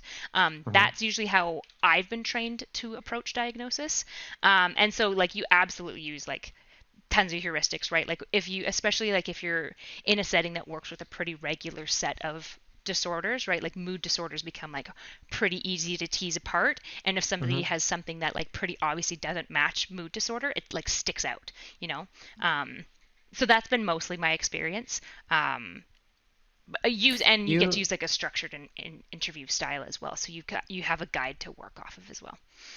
I'm kind of curious, working in a clinical setting, do you ever worry that you start to run down a path on a certain diagnosis for an individual and that it might be very hard to break you out of that and that you might get stuck on one or two because, how do you deal with that? Or how would you in the past have dealt with that? I would say like having coworkers that you like confer with is super, super helpful because Mm-hmm. everyone's going to have their own natural biases towards like diagnoses that probably we just find more interesting to some extent. Sure. And Or we maybe, based on their clinical experience, yeah, yeah. or like we like working with more. So like there might be this implicit part of like, oh, I hope people are this diagnosis because I definitely know what to do with this and I have a really good track record with them. So I think like that's why when somebody goes into like private practice, it's like fundamental that they find a peer group to like consult with. Mm-hmm. Obviously, when you consult in like a private practice setting, you have to be very careful about confidentiality, but you can broadly talk about clients in details of like diagnoses that you don't need to give them any like identifiers of like, oh, well, they're like 6'3" and like they live in this area, right? Like, Mm-hmm. I think that is the best way to prevent that. And the tricky thing is I actually think like we need to get way more structured. So the reason why I really like forensic assessment is because it's like math. Like you just go down a list of static traits, and you just do some like 1 2 1 2 math, right? And then you just kind of do the statistics around it, and it basically just tells you, right? Like, and it's super simple because like human error is a really big issue in psychology, obviously. Mm-hmm. Like, yeah. So that's broadly, is that answering your question? I feel like I don't need to go on if I've answered your question. Yeah, conferring with other people seems to be really important, Yeah. or using tools that are independent of your own personal. Tools and stats are really important, like really, really, Mm-hmm. really important, and definitely like undervalued, I think, sometimes in certain fields. I also was going to say regarding kind of like how some people in psychology are like the worst for it. I would say like first of all, students for psychology are oftentimes the worst for it. Usually, Mm-hmm. people who are engaging in behaviors like that, I would hope that like the vetting process of practicums, working with peers, and the EPPP, which is like the formal test we have to take to be actually licensed as a psychologist. I Mm-hmm. basically hope that those people be vetted out because there's absolutely people who go into psychology because they're trying to understand themselves and their family. And I find those Right. people are oftentimes the most likely to engage in like psychoanalysis and diagnosis of other people that is not wise to engage in. The last time I looked up numbers on antidepressants, it was actually unbelievable to me. It's depressing. Uh, That wasn't Good even meant to one. be a joke, but that ended up Yeah. being a terrible joke. I want to say it was, I don't want to misquote it, but it was something like, wasn't it like 35% of all women in the US had been taking an antidepressant in the past year? Um, Look at the it kid might have been. stats for tranks if you just want to like hate pharmaceuticals. Well, Children hold under on. 6 taking antipsychotics. First of all, that's pretty crazy. Okay. Yeah. Um, you say hate pharmaceuticals. I think I see another divergence of where we are. Hold on, aren't you a big Peterson fan? Yeah, I'd say I like Peterson. Okay. What do It you feels think I like think about medication based on that statement? well, What heuristic have you applied to me right now? what here? What you're starting to fall in? Are you vegan? Just curious. No, Okay, just wondering. very opposite. Um, I promise I'm slightly more interesting than I appear. Maybe. I don't know. That's probably not do you wise think to you say. appear exceptionally uninteresting? Yeah, I feel like I appear exceedingly basic Have you for thought a about white like girl. dyeing your hair like crazy colors or getting a septum piercing or? Well, septum piercing is difficult in my field for higher ability, but I will probably get a magnetic one. I bet you could go to But some office in fucking Vancouver or Toronto where they have fucking piercings and you're I a don't therapist want to and go people to are like, Vancouver and Toronto. I want to stay in okay. bumfuck nowhere. Oh my God. Okay. Yeah. Sorry, hold on. Okay, Also, backing would up a to this. septum help? Because lots of white girls have septum piercings now. True, but don't we? There's a weird social phenomenon where in order to be unique, we have to find the things that we all agree make you unique, which by definition makes you not unique. That's So there's true. like a weird, right? I never thought of it that way, but that's Yeah, true. so yeah, it is what it is. Okay, I'm sorry. Hold on. I hate You, pharmaceuticals is what you're responding to. yeah, I know what I'm responding to. I don't need you to remind me. I'm just Okay, thinking how sorry. TBI, the I'm just vector of projecting attack I on want to you. use on that. So I'll be the most charitable. I'll ask you broadly. Okay. Well, okay, I'll tell you what the alarm set off in my mind. After the insurance companies early and the pharmaceuticals now, I'm wondering if you think that like SSRIs and all of those, that whole classification of drugs are just kind of like a hoax or they're not good or it's placebo at best. And I'm so the only glad you're reason these asking. drugs exist is just so that pharmaceuticals can fucking milk us for all of our fucking money. I'm And shady yeah. goblins. Yeah. I'm glad you're asking to clarify that. Yeah. I am by no means anti-medication in anyway. I am Uh-huh. concerned with our prescription levels right now. I think it is self-evident that there is an Mm-hmm. over-reliance on prescriptions. And I don't Mm-hmm. think that's just practitioners' fault. I think basically, if you're not willing to prescribe as a doctor, usually they'll just go find somebody else who will prescribe it to them. So Yes. it's both. I definitely am not like big pharma's mean. I think Mm-hmm. like big pharma has certain benefits. They don't look great with the opioid crisis, right? So there's For definitely sure. some sus weird stuff going on. But then we have the opposite where people just want quick fixes. It's really hard to talk about any problem because I feel like incentives can be aligned in so many different bad directions. And when you talk about certain things, people get really mad. A really good example of this is a while ago. A lot of people got mad at me because I said the housing crisis in the United States was also driven by a lot of greed from individual homeowners. Now, they weren't the primary cause and they weren't How the only dare you? cause, but people wanted to get big fucking houses that they knew they didn't have the money for, and they fucking did it because the Think banks about the wanted to sell. proletariat, Destiny. What do you Yeah, mean? exactly. Shut the fuck up. Don't even say that word. You're demoralizing, right? But I noticed, I read this. It was on one of the medicine subreddits. I don't remember what it was, but it was a doctor that responded. It was a really interesting. It was a really interesting post. But basically, somebody made a post where it's like pharmaceutical companies just trying to sell us medication. Doctors don't give a fuck about making us healthy. They just want kickbacks from big companies. And I think a doctor responded. He was like, "Are you actually fucking serious? Do you want me to give you a real response to this?" And the guy was like, "Yeah. What are you, a doctor?" And he's like, "I am a doctor. I'll give you a real response." And the doctor's response was basically like, half the patients that he sees come into his office, if he was to write them a real prescription to make their lives better, it would be like, you need to exercise a fuck ton more, you need to stop smoking, you need to go on a diet. But he can't write that prescription as a doctor. When patients come into his office, they expect some sort of solution for the medical problems they have. So if they have hypertension, he's going to prescribe something to lower their blood pressure. If they're like pre-diabetic, he's going to get them on an insulin pump or something. The only thing that a doctor can do once you presented with some condition to a medical office, they can't make you a healthy person. All they can do is make you not dying, is to get you to some baseline. And there's a big frustration because citizens or people on the internet or whatever will have this adversarial relationships with pharmaceuticals and doctors, like, well, all you guys want to do is fucking medicate us. And it's like, well, yeah, that's all they can fucking do. And then what's worse is what you said, and this was true of the housing crisis too. If I go to a bank and they're not going to give me one of these awesome sexy loans for a home, well, fuck you, I'm going to go to the bank down the street. So now the bank is like, okay, well, fuck, should we write some of these irresponsible loans? If we don't and we decide to be the good company, well, now my employees are going to go, fucking starving because I can't pay the money. My business is going to go under. The people that owe me are all fucked.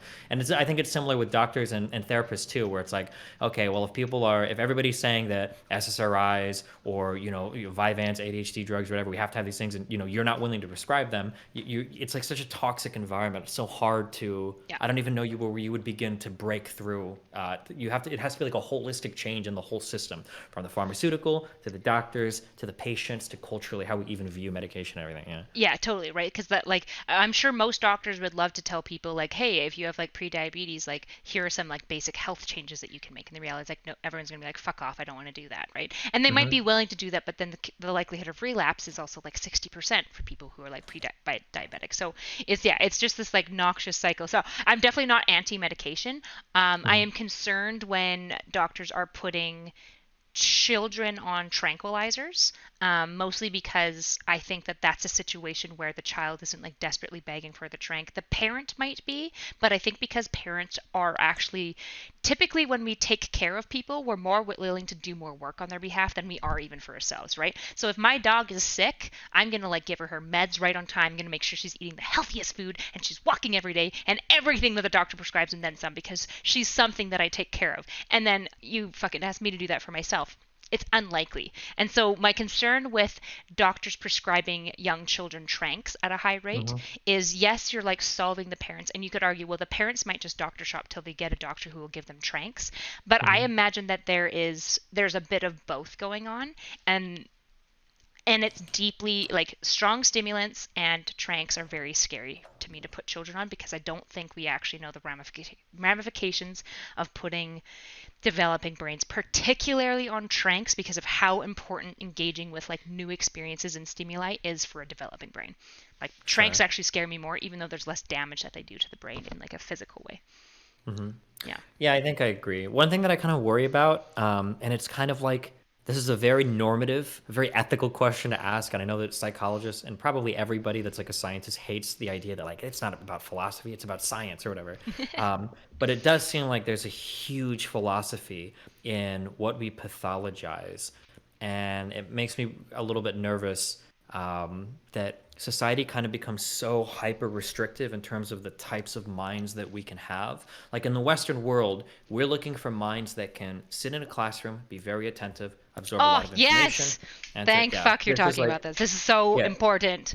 Yes. It's like that's the only type of mind that we can accept. And I think that when we look to pathologize things, we're not really looking at we are looking at what's healthy or unhealthy, but it's what's healthy or unhealthy with respect to the current society we have. And as that window narrows for acceptable minds, more and more stuff becomes pathologized. And it's like, well, is it really that surprising that ADHD is like fucking whatever percentage of kids are being prescribed medication when like that's like the only mind that's compatible with today's society. When the level of attention that's required of a 6-year-old is probably at like the third deviation of what most children are able to give at any time. I had a trauma response. Wait, should I interrupt you and be aggressive here?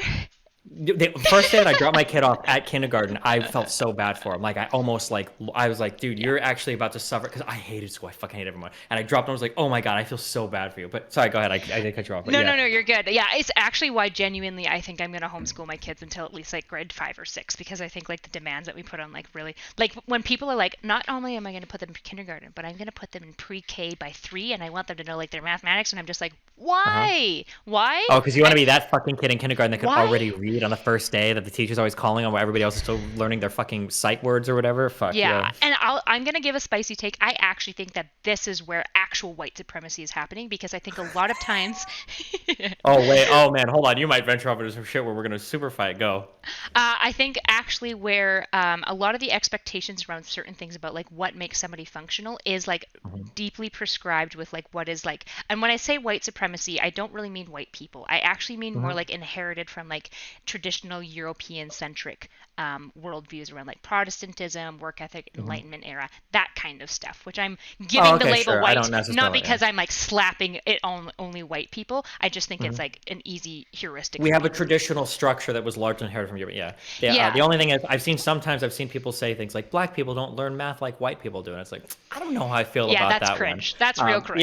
It's just but like, I do agree that there's like a hyper. Yeah, we kind of do like this is right, and it's like being Protestant and like working until your body breaks and like all these things is like right and moral, and I'm like, that's not fucking moral. The fact that we're moralizing it is actually the problem. Like it just is. It's just a cultural thing, and there are other cultures that don't give a fuck about climbing like the academic hierarchy, or they don't like care as much about like certain things, and that's fine. Like you don't have to care about like attending and reading like every fucking book of research until you're like 21 and you like are an encyclopedia. Like that doesn't matter.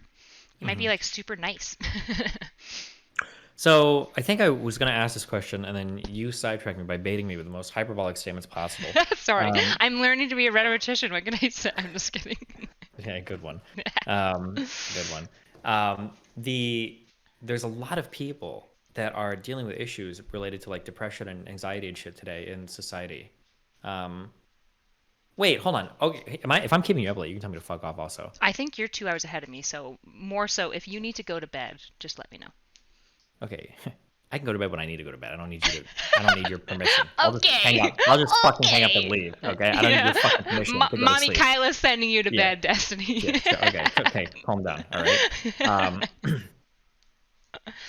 Okay. Fuck. Hold on. I'm sorry. Do you think you have any experience with depression? Personally? Yeah. Yes, I had one major stress episode where I was actually like kind of suicidal as well. I was like passively suicidal.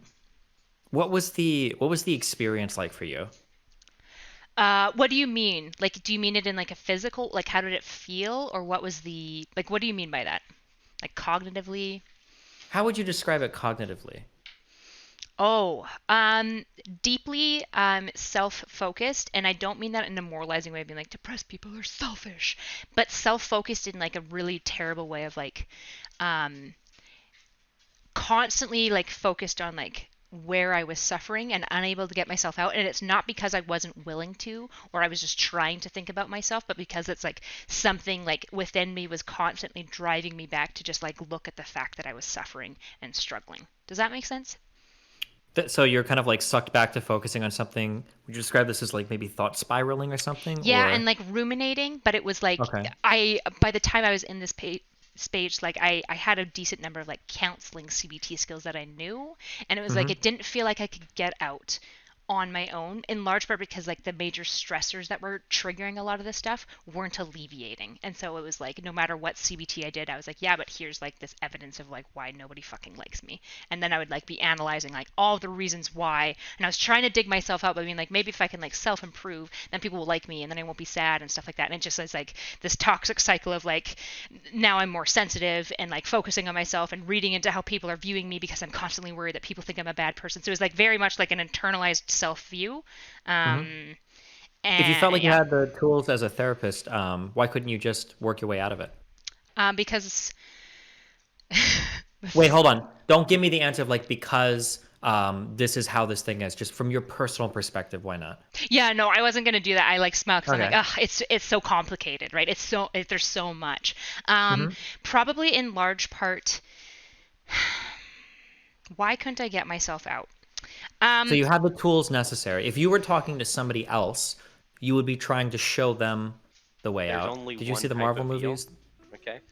which ones? Sorry, I've seen a lot of Infinity them. War? Yes, yes, Yeah, the guy he's like, I'm guiding you to a treasure that I can never possess or whatever. That was a yeah, lot of just a shitty, quick Marvel reference. But like, yeah. you have the way to guide somebody to like, okay, well, if you have depression, this is how you can help me. Why couldn't you just help yourself? Why couldn't you figure your way out of it? I think for me, so I have a lot of like pretty early childhood stuff. And I Okay. wasn't actually aware at the time. I actually didn't find out until about 2 years later. Mm-hmm. Just like childhood abuse and SA and stuff like that, that I had no idea about because I was an infant at the time. And so I think for me, a lot of like distress that I have, like you can argue that like depression can be a top down process where like your thoughts spiral and CBT treats that really well. But for me, Mm-hmm. depression very much felt like a bottom up experience where I constantly had this bottom up of like the deep trauma that I had bubbling under the surface. And then when something from above, like my environment, added a stress to that, it's like I crumbled and I couldn't get myself out. And I couldn't think myself out now because I had to fix like what was going on at like a, I don't want to say a body level, but kind of like a body level, where it just like it became this like self-feeding, like like the snake Ouroboros that like eats its own tail. Mm-hmm. I felt Did you like I feel like got, you had like sorry. access to that area of your mind, or was this like in an area that was? Mm-mm. I just felt like my brain.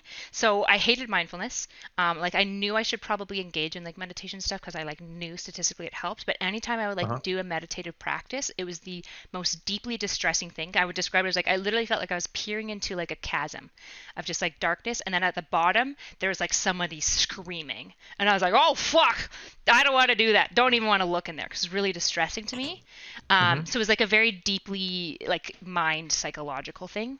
Um, How many people? This is a hard one, oh, and I understand if you're not comfortable giving an answer. How you're many feeling me. people that have? I'll ask this in two parts. How many people that say they have depression do you think experience depression like this?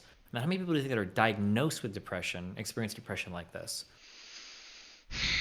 That's a really good question. I don't know if I could give you any numbers even guesstimating. I'm just, Um, yeah, I don't want you to like 42.87%, okay. but like, do you think that like the majority of people that have depression are probably having an experience that is similar-ish to what I'm describing, versus there might be a lot of people that are just like pretty sad and unhappy, but they don't have that experience. I think I think a lot of depression is more. I feel like I'm projecting with this. I feel like the reason why I resonate with a lot of people when I like talk about my experiences with certain things is because Mm-hmm. I think a lot of it seems to me, at least anecdotally, that a lot of people struggle with just that like sometimes thinking your way out of something when you're just like deeply unsatisfied Mm-hmm. doesn't really work because you can't think your way out of being unhappy with like your entire like quality of life around you, right? Like no thought challenge is going to like fix the fact that like your life maybe just like kind of sucks a little bit, but you don't know why, what's wrong and why. I think a Mm-hmm. lot of times when people like experience depression, it's kind of like a catch-all label of like, to me depression is mostly like a flag of like system-wide, there's something going wrong.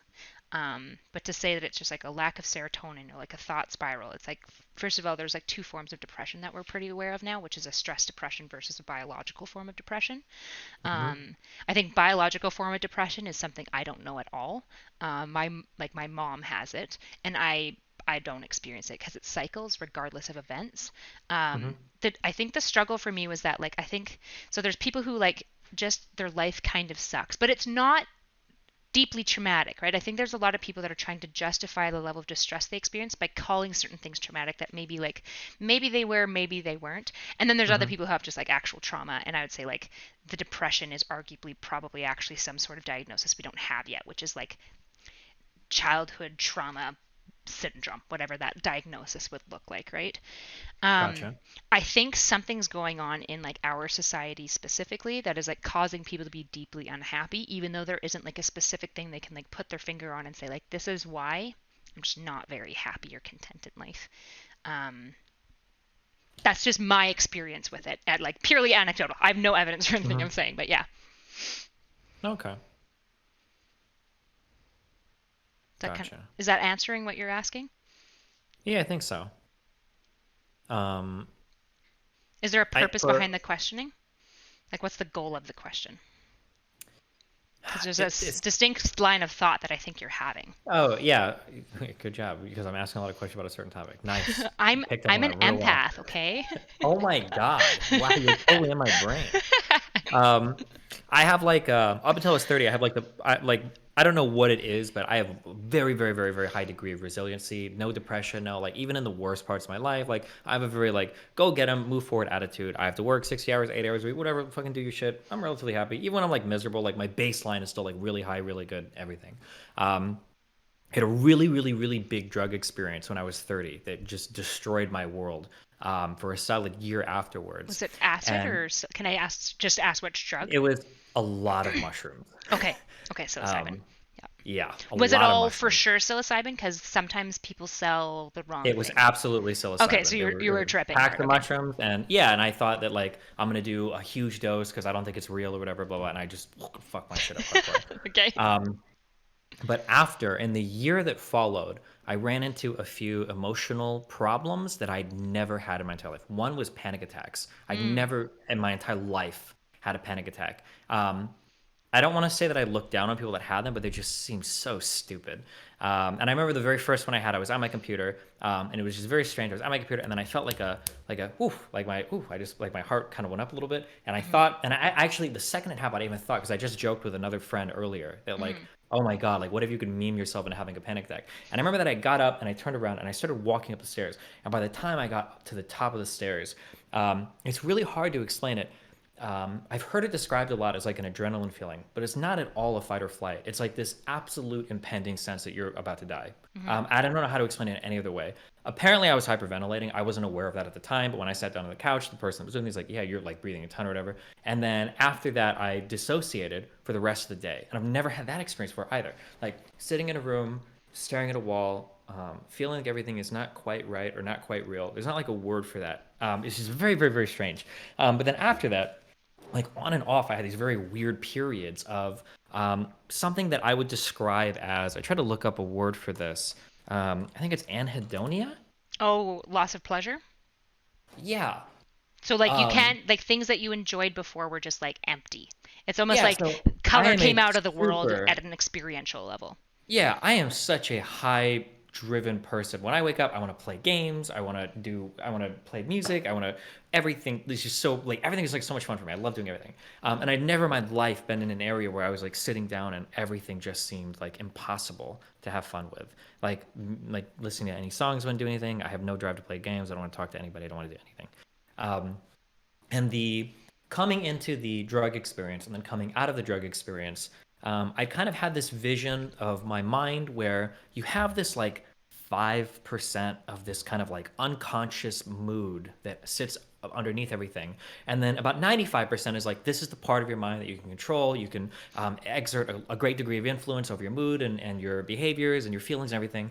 And then coming out of that and then moving through those periods of like minor mental illness bouts or whatever, it flipped completely to like, I think I have like 5% is like my cognitive processing, and there's so much going on underneath the hood that is like inaccessible to me. That was very, very, very scary to me. Yeah. You used a lot of different words than what I would use when you talked about your depression, but it sounded like a similar experience. I think the way that I ended up explaining this was because like before my mushroom trip, I think I talked well about mental illness. I'd have people email me like, "Oh, it seems like you understand." It's like, "Yeah, I do." Ha ha ha, whatever, because I could say the right words.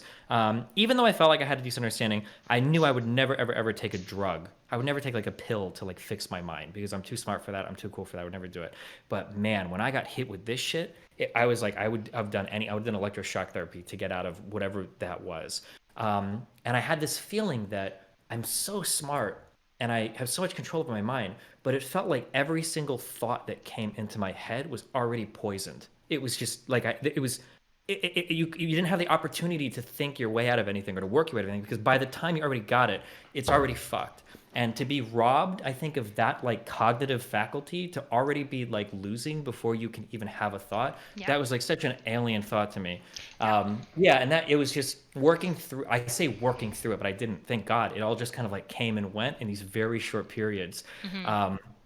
And I remember that like I had like there was a period where I look back at these texts sometimes. It was so unbelievable. I'm like texting my kid's mom saying shit like, "I'm a horrible person, like take Nathan away from me. I don't ever want to see him again. Like I'm a horrible, don't blah blah blah." And it's like I'd never say anything like this in my life. I'm the most high driven, like confident person. It was like crazy to me to see it. But I sometimes when I listen to people talk about mental illness now, I don't want to say that I'm not trying to be gatekeeping or anything, but it's hard to tell like what are the experiences like. Is this a person that's been sad for a long time, or it felt like after hitting some of these periods, there's like this whole world of emotion or something that's beyond normal mental health that you can sink into. And the two worst parts about it was, one, after I got out of it, anytime I would have a day where I would feel slightly off, I was horrified that it was about to come back and there was nothing I could do to stop it. And then the second thing was, when I was feeling it, it was like this indescribable feeling of like being in the bottom of a pit and everybody else is just like walking past you and you have no connection to them. And you have no idea like what you're thinking of or your thoughts are feeling. You're That's a really good description. I remember, so for me, the depression wasn't as intense for me as once. So when I realized just a bunch of details in my life came out that like it made it pretty, it was like it's tricky with this childhood trauma that I have, because it's like I don't have a memory of it because I was too young when it happened, and the like details around it are really really fucking sus. But obviously I can't say 100% because I don't remember it, and like it was never documented. It's just like all of the situations around it, and basically certain mental health things that were like weird, like panic. Like I had kind of trauma reactions when like men would touch me and stuff, when it's like I had no negative reactions to men. I had no negative experiences with men in my like memory. That just like added up for me. And I remember, so my anxiety around that is kind of similar to where I remember I'd be walking around and my body was like, something's fucking wrong. Something's fucking wrong. And I'd be just like listening to soothing music. And I was like, what do you mean? And it was just this weird experience of like realizing that this trauma had happened. I feel like for me, I really process and like experiences at like a body level. Like that's the best language. Like in psychology, this thing that you're describing is kind of it's not what's happening. You're not responding to the environment. That's the scary part. And every panic attack was like that. It was like, if I have a panic attack, something scary is happening, that's awesome. That's great. Because if I remove that stimulus, then I don't have a panic anymore. The worst part is like shit would just happen and that disconnect. Oh, it's awful. You're like, I'm literally walking home. It's bright out. I can see for fucking miles because it was a very wide boulevard of like, it was like an open courtyard to my home basically. And I'm listening to literally calming, like intentionally calming music. And I want to fucking sprint home because I'm so afraid. And it's like, why? There's nothing in my life. I have no reason. I've never been attacked on it. Like there's nothing. And it's so distressing of this moment of being like, it feels like your body, it's like really why I can understand why there's like this dualism of like the mind versus like the brain, right? Because it's like, it feels like your like mind or your body is like actively at war with your like cognitions, where you're like, I'm not thinking anxious thoughts. Mm-hmm. My body wants to fucking sprint and save me Mm-hmm. and like keep me safe, and I don't know why, and there's no reason for it. It's very strange, and I actually think that it's something in psychology that people are really just starting to get into. Mm-hmm. And the problem is that there's a lot of good research coming out about it, but it's like, how do you study it? I think it's Because we can't communicate the experience to each other. It's yeah, so like fucking frustrating. define empathy in an operational definitional way that I can measure Mm-hmm. it, right? Like, good luck. Maybe if we can find some like brain pathway that does it later. And so yeah, there's kind of this like, that's why I think I mentioned to you before a book called The Body Remembers by Babette Rothschild. She's an Mm-hmm. excellent researcher that really taps into basically like these weird things that happen where basically like we have this like bodily response that is completely contrarian to our mind, like our thought life. And it's so deeply strange because trying to explain it to people is like the worst fucking thing ever. Because if they don't get it, they don't get it. And Mm-hmm. there's no way you can give them the insight. It's like if you can see it, you can, and if you can't, I don't know what else to do other than being like, probably don't get it, right? And it's Mm-hmm. very tricky, and it brings up something of like why a lot of psychotherapists have kind of argued that like CBT is insufficient. Like CBT is a band-aid therapy. It works really well for certain very specific things, Mm-hmm. but overall, if somebody's having something like what myself or you were having, I would argue like my thoughts were fine. My thoughts wouldn't have changed anything. Mm-hmm. It was my body. It's Sure. like, and I don't even know if it was my body. It just felt like that's the best Or some place other I could. part of your mind. There's something deeper than your thoughts. It's like the Non-conscious, foundation yeah, for that. Yeah. yeah. Uh-huh.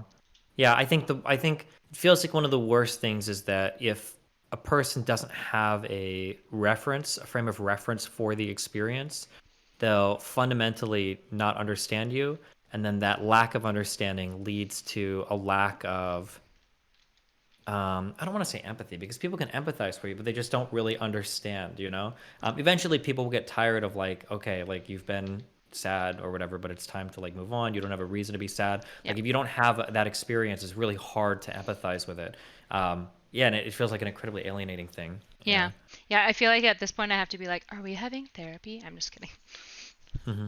I'm totally shooting Oh, at you. fuck That was you. a joke. I'm not your therapist, okay? Yeah. Yeah, are you giving me No. therapy right now, Destiny? Because Yeah. I feel healed. Hold on, what time? Okay. If you want to go for too much longer, it's $150 an hour. Steven.bonnell.ii@gmail.com. That's if you want the creator coaching package, because technically you're a streamer now, so I would have to bill you at the higher rate, unfortunately. So True. What benefits and costs would be, other than the actual cost, what benefits would I glean from this package deal? that's the benefits are incredibly personal, and that's for you to explore and discover.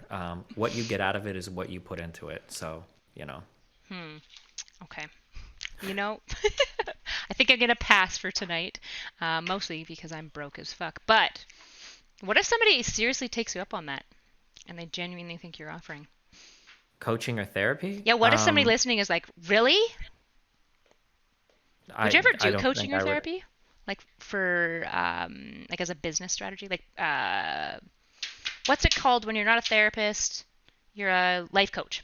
Life coach? I feel like, it sounds really sad to say this. Man, this is really depressing. Maybe this isn't true. I'm just full of shit. It feels like most of the major parts of your personality are like pretty in place by the time you're like 16, 17, 18. And those don't move much as you age without like a huge earth-shattering experience like a to kind of like move you. Yeah. That like, I know like brain doesn't start or stop until you're like 25 around there developing, but like it feels like if you got a person that's like 17, 18, they've got like major self-esteem issues by that point, by the time they're graduating high school, I never see these people like through college like, oh yeah, like I fixed all these issues. I'm like, it seems like a lot of the major parts of your personality. I feel like there was more research coming out recently that shows the your first like 4, 5, 6 years of development are so important to you as a person. Yeah. Which sucks. Yeah, like so it is literally your foundation for your emotional regulation. Mm-hmm. Like foundation. Mm-hmm. And so if you have to rebuild it later, even in like fucked. Yeah, even in like kindergarten and first grade and second grade, there are those kids that like studied super fucking hard and did all their homework and they had perfect handwriting and shit. And they were the ones that in like high school and college were the really good studiers and everything. Like it seems like a lot of those get set like pretty early. So like when people ask me questions or whatever, I feel like really high self-esteem is like the foundation of almost every single like major personality thing that you can do. It's the foundation for your relationships. If you don't respect yourself, if you don't have an idea of what you want, you can't like. It's the foundation for your business relationships, your confidence, and your navigating these types of things. The foundation for literally every relationship. And if you don't have that self-esteem thing figured out, you're pretty fucked. And you can try to fake it till you make it, but like something is going to break around the edges because you don't genuinely have that in place. And I don't know how to tell somebody to develop a high amount of self-esteem or resiliency. If I did, I wouldn't be streaming. I'd be selling like billion-dollar book tours or whatever. Yeah, because that would be like the most important question to answer, I think, of all of humankind. How do you genuinely make somebody have like high self-confidence, high self-esteem, like truly like themselves? Yeah. Yeah, like literally most of psychotherapy could be solved if we could figure that out. I mean, I do think that there is something that you can do for it, but like you said, it's kind of like those rare like damn near conversion moments, and it like requires like so much work.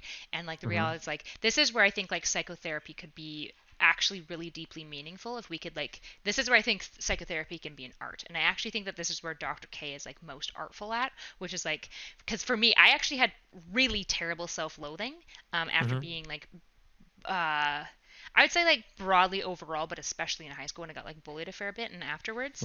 And it's taken me a long time, and I actually rebuilt most of it pretty well. Like I definitely have down days, but overall I can navigate it. And like honestly, doing kind of like this type of like almost like narrative therapy where you kind of like go back, and it's very psychodynamic-y and it's extremely woo-woo sounding. For me, that was like the Clint, like that was what made the shift. And I actually didn't even like do it in psychotherapy. It was like mostly in talking with like my partner and stuff like that. But yeah, in forensics we actually talk about how like one of the best ways to like actually guarantee that a client isn't going to recidivate is to like have them experience a religious conversion. Like that's one of the best, like legitimately, which I know a lot of people are like but it's like it seems to just it's very similar to what happens I think with psilocybin and stuff. Is there's like this convert, like there's almost like a restart in the brain.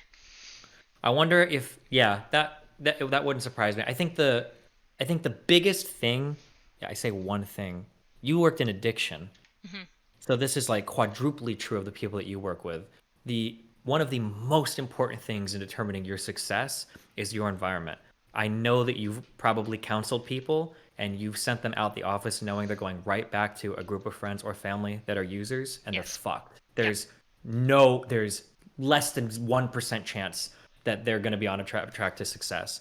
And I feel like you could probably expand that to a lot of therapy to where, and it's depressing. Even conversations I'll have with certain people. Like I know that like back in high school or college that like no matter what we talk about, like you're going back to super shitty parents, super shitty friend groups.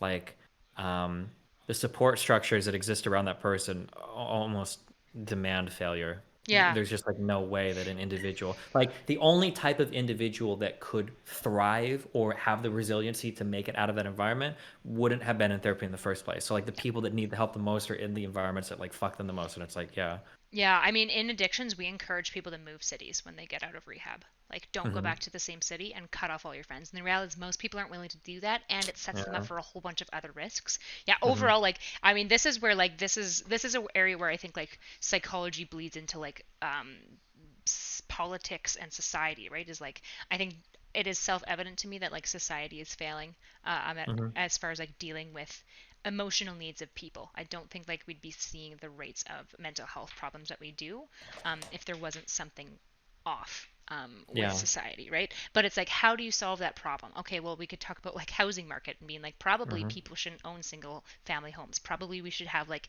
community-based apartments, and like really only the people that need a house are like farmers who like actually live like where they need a ton of space, right? Yeah,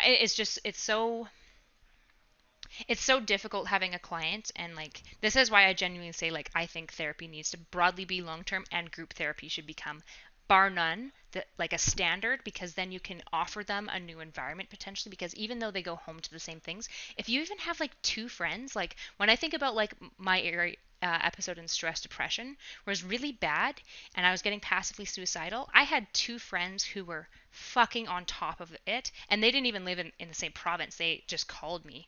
One of them took it on them to like call me every day just to like check in and make sure I wasn't too lonely and stuff like that. Man, if you can give people Having that person that can like get the fuck out of bed, we're gonna go on a walk, is probably one of the most important things that you can have.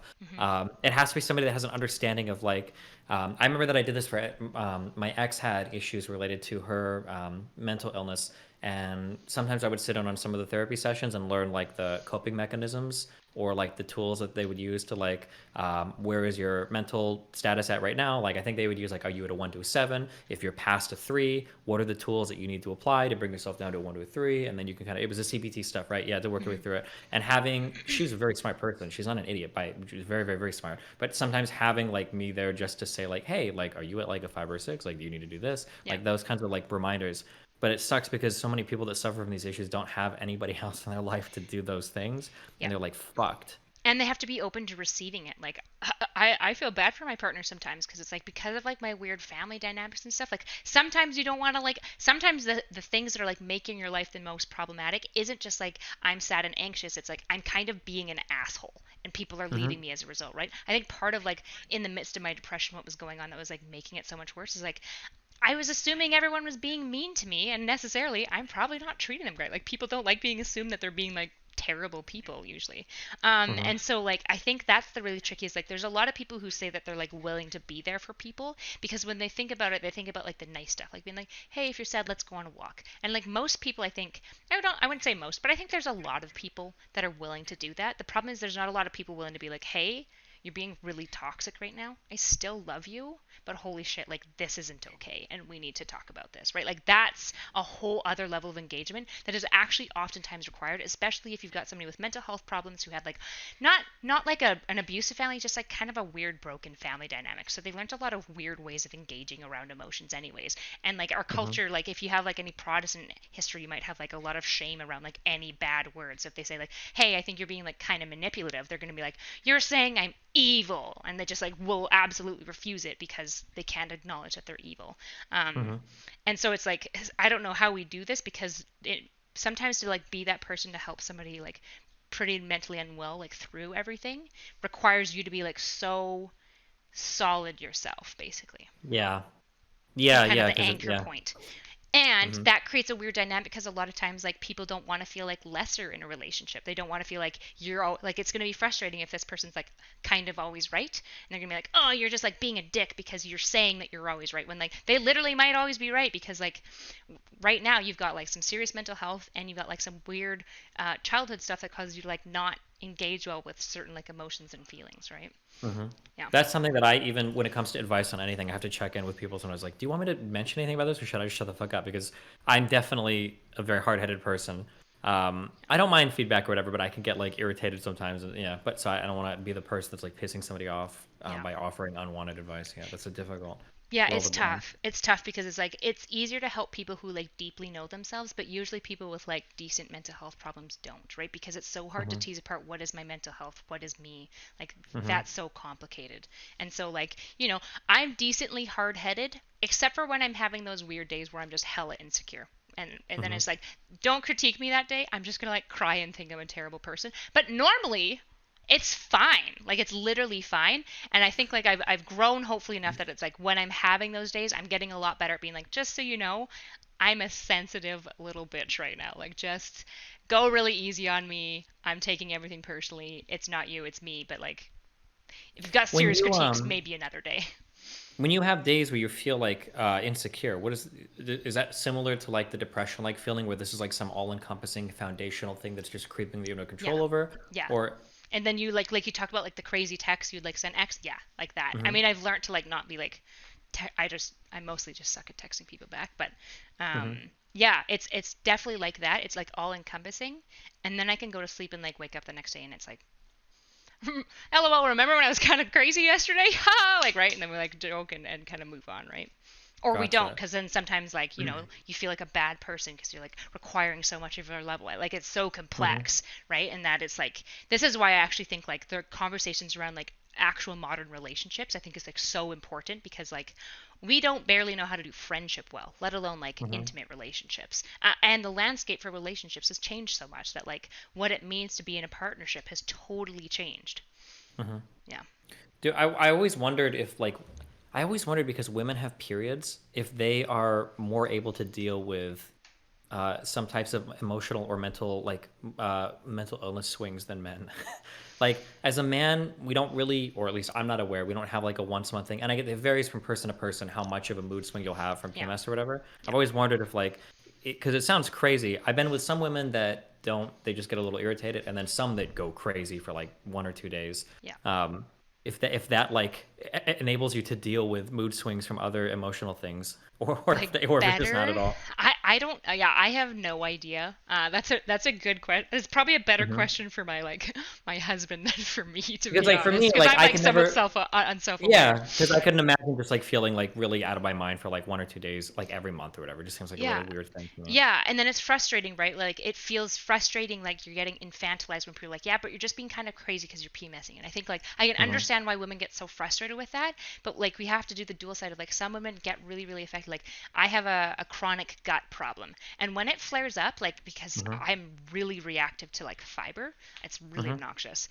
And when my gut acts up, that's oftentimes really connected to the same days where like I'm having a really low mood and stuff like that. But sometimes it's not acting up, it's just like something environmentally happened like 2 weeks ago that I'm sad about now. And so it's like it's so tricky, because I think like we very much think that we're like these drivers of our brain, and like we're the ones steering the ship. And then when somebody says like, hey, just so you know, like you might not be driving the ship today. It might actually be like anxiety driving the ship. It feels like you've just told me that I'm not a valid person, right? I think like for a lot of people, like the emotional landscape becomes like reality.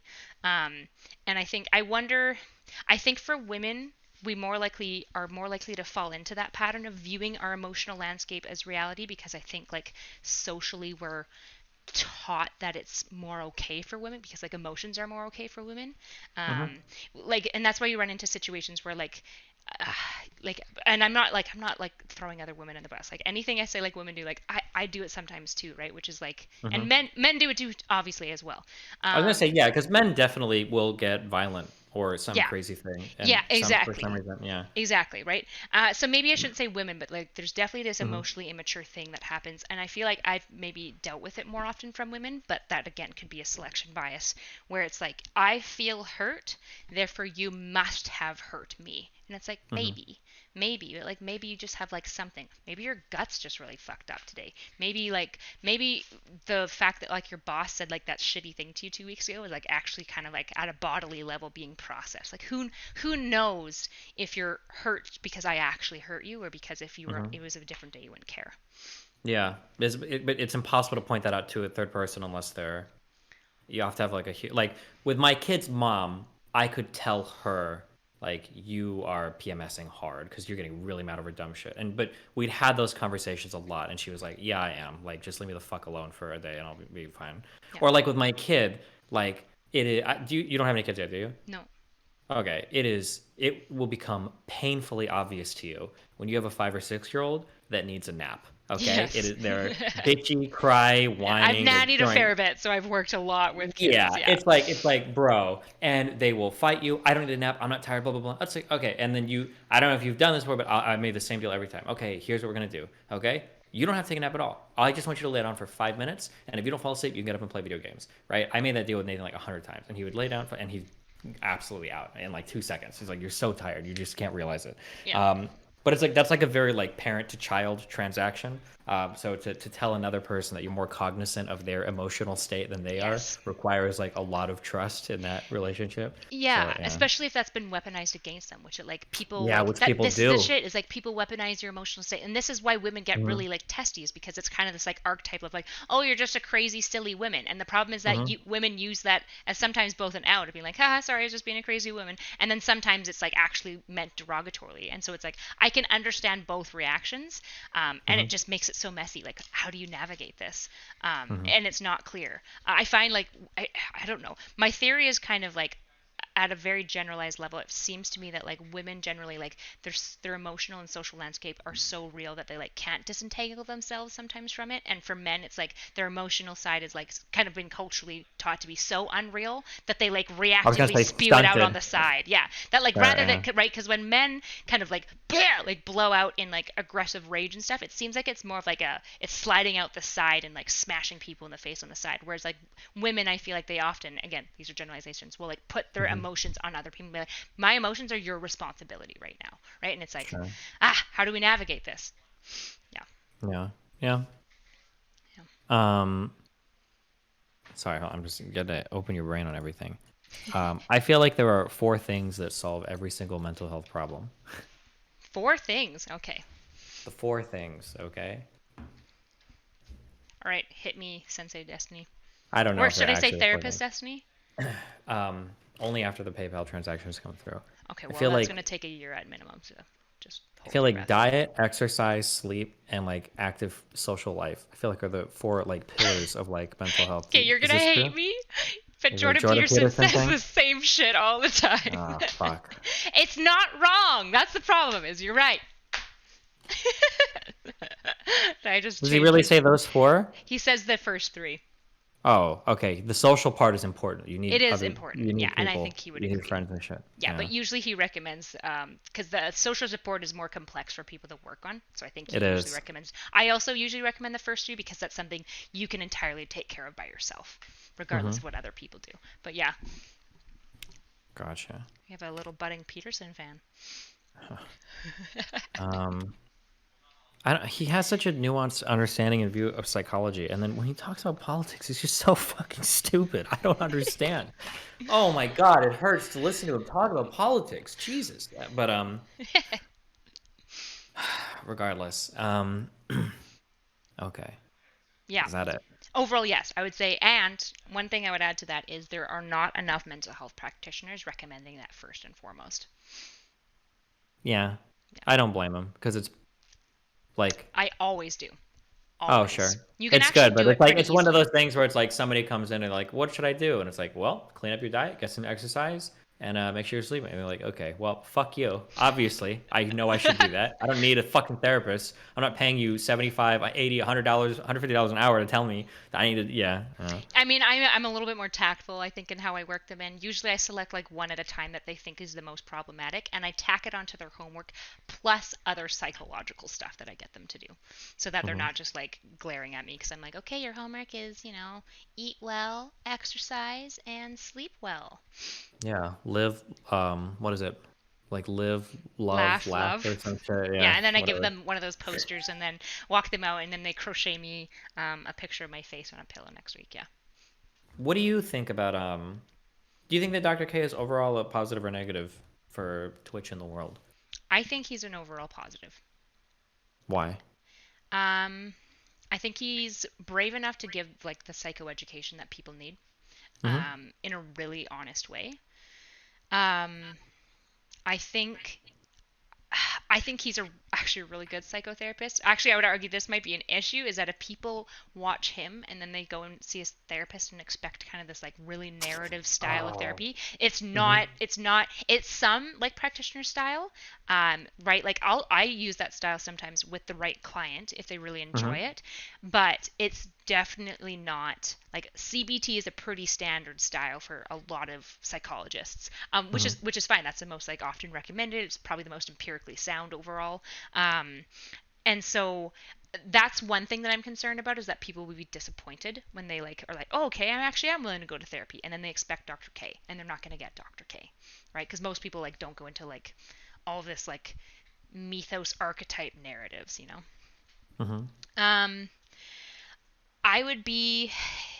I guess the main reason why I think he probably is a more positive than negative is like honestly like probably not the best metric, but like it seems to be broadly that people are responding positively to it and highly reporting that this has been really helpful to them, basically. And obviously like there's going to be a selection bias, but I find like there's a certain bit of like honesty, especially when you start getting like mass amounts of reporting, right? Like if 10 people say that they love this guy, okay, well, whatever, if you've paid enough for something, you're obviously, or like spent enough investment of yourself, cognitive dissonance dictates that you're going to want to say something positive, or people are just like nice.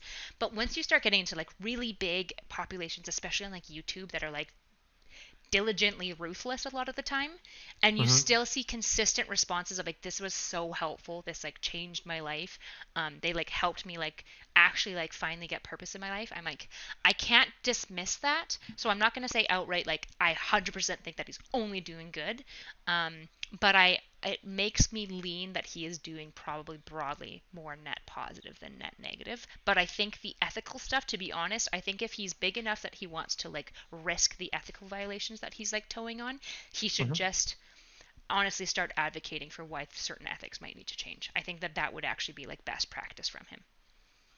Gotcha. I think I largely agree. I think it'd be hard to advocate for an ethics change that directly benefits your for-profit business model. Yes. Would probably be a hard one to do, but yeah. But start talking with colleagues about it and really encouraging it and challenging them on like why it's not, right? Which I don't know if he does, right? But yeah. Sure. Okay, final question. The edgy one to round out the night. You said that you caught some of my earlier conversations that I was having today. Do you have any strong opinions? Oh man. Anything specifically? I caught like, so I'm gonna be honest, I was painting and trying to get like the rectals done and everything. So I got like 5 minutes of scream raging, and I was like, I'm already kind of anxious for this talk today. I need to not. And I think somebody sent me a message. What did they say? It was one of my followers. They're like, Destiny's debating about this. What did they say? I'm pro-rape at the moment, so I was just curious if you were anti-rape or pro-rape. But... Destiny basically victim blamed today. Are you okay with that, or are you going to read this and then not respond? I think is what somebody. There's only one type of eel. had sent. Okay. Is that true? That you're. There's only what one had you type said of eel. actually? Okay. Okay, wait, hold on. Come back from the computer, okay? We don't have to look at actual tweets, okay? I can paraphrase. Sure. Okay. There might have been some questionable phrases like retarded children thrown around in there, okay? But we don't have to worry about the specifics of the tweets, okay? Okay. Okay, hold on. Real quick, let me set the stage, okay? So, I feel like I'm going to say in the late 90s, early 2000s, because this is my whole fucking life, because I'm only 33. Are you taking notes, or are you looking at Twitter? I'm typing something, and I'm trying to figure out, is there any chance I could get you to consent to pause for 2 minutes? I've needed to go to the bathroom. Yeah, go for it. Yeah, you're good. I've been go streaming for 6 hours. Yeah, you don't need to ask my permission, okay?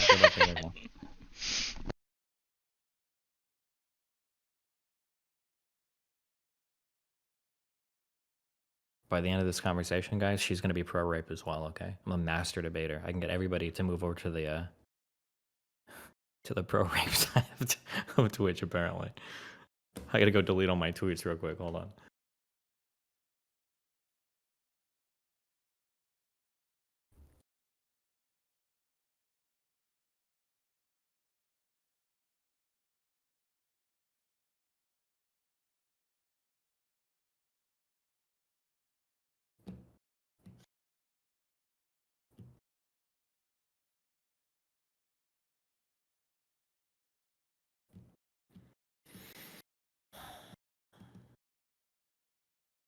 There's only one type of eel, okay?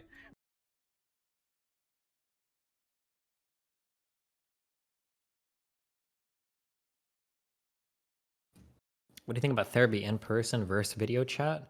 I've actually thought a little bit about it recently. I'm not sure. I think that video chat might actually be better, but I don't know. I think that if it's like a dating or romantic thing, I want to see people in person because that I get a way more holistic sense of who they are by interacting with them in person. I wonder if having a video chat provides some level of separation that lets you understand like a therapist-patient relationship better than like fooling yourself into thinking your therapist is your friend. Or maybe it's the case that your therapist needs to be your friend for any good therapy to happen. I don't know. I don't think about it more. Hey, what's up? Hey. Do you want? Did you delete all your? I have a wireless headset, just so you know, so I can hear everything while I'm walking around. I just have my mic muted because nobody needs to hear that. I didn't think anything too stupid. No, you just said I'm gonna delete all my tweets. I'm just kidding. Okay. I mean, I'm not gonna look them up, so it's fine. I think that especially through the early 2000s, and then prior to this, the way that a man has sex with a woman is the goal is like you're kind of like a hunter or a trapper, and you're kind of getting the woman to make all the wrong steps while you're like getting her in the perfect position so that you can do the sex to her. That's like the goal of like how it works. Right. So I'm gonna take a person out, hopefully get them a nice dinner, hopefully get them to drink a bit, maybe get them to go back to my place, get them in a room, and I want to get them to a point to where I don't. But the goal is you get the girl to a point where she can't say no at this point. It has to happen, you know? Right. That seemed to be like the way that we would operate. I would argue that in a way, I think it's easy to say this is kind of like rape culture. The It's goal definitely is that rapey. Yeah. yeah, you're push, push, push, push, push. And when I finally broken down all the defenses, I could finally get in. Yeah. I think that it's a really bad way of going after sexual interactions for a wide variety of reasons. I talk a lot about on my stream that like negotiating consent before any sexual interaction is really cool. Negotiating consent during sexual interactions can be tough for a variety of reasons, et cetera, et cetera, et cetera. I think that I feel like we never move in a good direction. I feel like the pendulum just swings so far in the other way sometimes. That I agree that, okay, past all that shit, okay? Hold on. I don't want people to say that I'm misrepresenting what I said. So if somebody links to my original tweet, I'll read it. But basically... Oh, that's what Dylan was talking about, that you had a spicy tweet that everyone's getting all dramatic. Oh, no. It was spicy tweets. There were a lot of them, okay? Oh, okay. I was real mad. I get really upset because 85% of the people that talk about sex on Twitter are fucking virgins. Terrible. And I can tell by the way they type in it. Everyone's terrible. Everything, right? But the thing that irritates me the most is that I'm about to borrow so much verbiage from conservatives in the early 2010s, and I never thought I would do this, and it sucks to do this. But have you ever heard of the concept of like the bigotry of low expectations? Yes. Okay, it's a while ago. That was a super bullshit concept. Yeah. But today, I don't know. Sometimes, where like there are times when, as a woman, I definitely think it can be scary to negotiate certain types of consensual activities in the middle of an encounter. Absolutely, I can empathize with that. But if our default expectation, and this was the debate that I had with Hans today, if our default expectation is that a woman can't even like verbalize a boundary, or if a guy is like trying to break a boundary or whatever during sexual intercourse, if a woman can't even talk, that expectation doesn't exist, then I think we need to take a step back and we need to like stop telling people to have casual sex. Like we need to say like, hey, if the default expectation is a woman can't even like verbalize like, hey, I don't want you to do this during a sexual encounter, if that's what we're going to expect, then we shouldn't have casual sex anymore. Because like why that just feels ridiculous to me. You're gonna get me to get canceled before I even get started. Yeah, wait, hold on. Let me read the tweet so that you know before you hop onto this, because I want to give you plenty of opportunity to say I do not endorse anything that he said. I probably don't endorse the way you said it, that's for sure. That's good. Okay, that's good. So I think the issue is that somebody had tweeted out basically that I want to find. Hold on, I have to find the. Okay. So a person tweeted out, okay? A dude slipped his condom off during sex after I asked him to wear one this week, and it's been bothering me, but it was too awkward to say anything. Not even the first time this has happened. Stop doing this, man. So somebody quote tweeted that, and they said, if you knew he took off the condom and you couldn't even bring yourself to say anything, you shouldn't be having casual sex. Now, I agree with that. Now, a lot of people got mad because I retweeted him, and then my next tweet was, if you are noticing someone is taking a condom off and you can't say anything, you probably don't have the emotional maturity to engage in sex. You should just grab a caretaker or something and stick to masturbating to furry porn. Sorry. And then the next, I'm just giving you the most extreme ones so you know before just why people might be mad or whatever. And then people got really mad that I said that. And then I quote tweeted myself and I said, sorry, I want to apologize for my last tweet. You should treat, okay, these sound worse when I read them, okay? But hold on. Okay, Jesus. Okay. You should treat every single woman you come across like a retarded child who's incapable of voicing an opinion about literally anything. Ideally, you would bring her dad along to every fuck so that he can guide her through the process. That was my, okay. Okay, so now, a little bit spicy, sure. Okay, these are a little bit more spicy now. Now Holy shit! Okay. What the fuck, little, Steven! okay. Holy shit! They're a little bit spicy. Okay, a little bit. I would give it a 6 on the 1 to 10 spice meter. Yeah, okay? I give it like one spicy pepper out of 3. 1 out of 3. Okay, that's good. Maybe 2 out of 4. No, it's okay. for sure like fucking maxed out, as spicy as McDonald's goes. Sure. Okay. But like, holy fuck. Like, if you are noticing somebody's doing something and you can't even like just say one thing, it feels like if that's the default expectation, why are we recommending anybody have casual sex? It sounds like everybody's just gonna get raped. Okay, so Go. okay. I'm so mad at you for bringing this up because I've been fucking thinking about this shit for so long. It started on TikTok where I saw this chick basically being like, look, like it's not my fault that I like got into this like really terrible relationship. Like I didn't pick them, they picked me. And I was like, what? Like, what do you mean? And then I was like, okay, but really emotionally immature. You can have that out if we are like, yeah, you're just like pretty unwell, and so it's like fair enough that you can maybe be like, I'm a victim of like basically something that I couldn't resist because I was like not mature enough or whatever. Thank you. But then I like was scrolling. Fuck, I'm gonna sound like such an ass. I'm so mad at you. I expect you to Venmo me, fucking fax me $150 if I get canceled tomorrow. Oh no. I was scrolling through her page, and then she has a lot of things like girl boss, girl empowerment, like I'm a strong woman, stuff like that. And I was like, okay, I'm all for empowering women. It's actually like even though like women hate me and think I'm like a pick me half the time, at least on TikTok, I'm so passionate about equipping women to navigate like dating landscapes as like a mature, capable adult, because I actually think that we've absolutely infantilized women. And I think we always have. Like, I think historically we infantilized women. And it's like this weird, like actual patriarchal, like view of women that it like feels like we're like weirdly holding on to. And I don't understand why. Because I think like the reality is that it's not saying that you aren't a victim of actual circumstances. It's saying, honestly, if you're not able to like say the word sex, or if you're not able to say like, hey, these are my boundaries and I'm not okay with it, maybe we should just evaluate certain circumstances to make sure you stay safer. Like, how do we do that? Because casually, like, don't have casual sex. Yeah, that's a pretty good rule of thumb. And if you want to, like, that's what we have to talk about. Is like we've been like so as a culture like so like rah casual sex, and it's like sure, fuck whoever you want. I don't give a shit. But we've had major sexual assault like problems come out of this, like major sexual assault, major consent problems, because consent is a fucking mess, right? I'm just so frustrated by this. And then the issue is that like and I will admit that I engage with these in relatively spicy ways, okay? But I've been like a huge advocate historically on women that have like weird issues. Like we talk a lot about consent, and I give a lot of advice on the guy side for like ensuring the safety of the person you're with and how all these things. But the frustrating thing is that like it always feels like everything has to come from the male side because women have to be treated kind of like retarded children.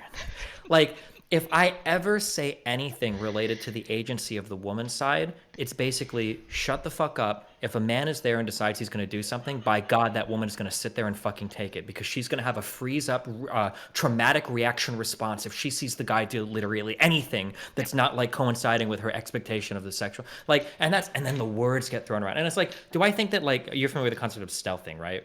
The taking off the condom. Oh, it's like taking off your condom during sex. Yeah. Which is like, shitty. I don't know what word I would use for it, but it's absolutely fucking horrible. Horrible. Like, it would be like if I was giving advice to a friend, that would be an absolute deal breaker. Like, you would never see that person again, because what the fuck? Yeah. What the fuck? That's absolutely fucked up. Yeah, it's just like violating consent as much as possible in the sneakiest, there's no slimiest coming way. back from that. STDs, potential pregnancy, like, just respect for what you want, right? Yeah. But it feels like, and I feel like every time I get into these things, whenever I'm giving advice from the woman's side, it feels like I have to type up a 7-page story. I was like, okay, guys, I just want to clarify my position. I am anti-rape. Don't rape women. Men shouldn't rape women. It's not the woman's fault. Like, it feels like if I ever talk about, like, okay, as a woman, you should be able to tell a guy during a sexual encounter, hey, I'm not okay with that. And oh my God, why are you victim blaming? Why are you making this about her? It's the man's fault we're doing. And it's like, and then my response afterwards is like, if you genuinely feel like you can't do this, you shouldn't be having casual sex. Like it's really simple. It's really dangerous.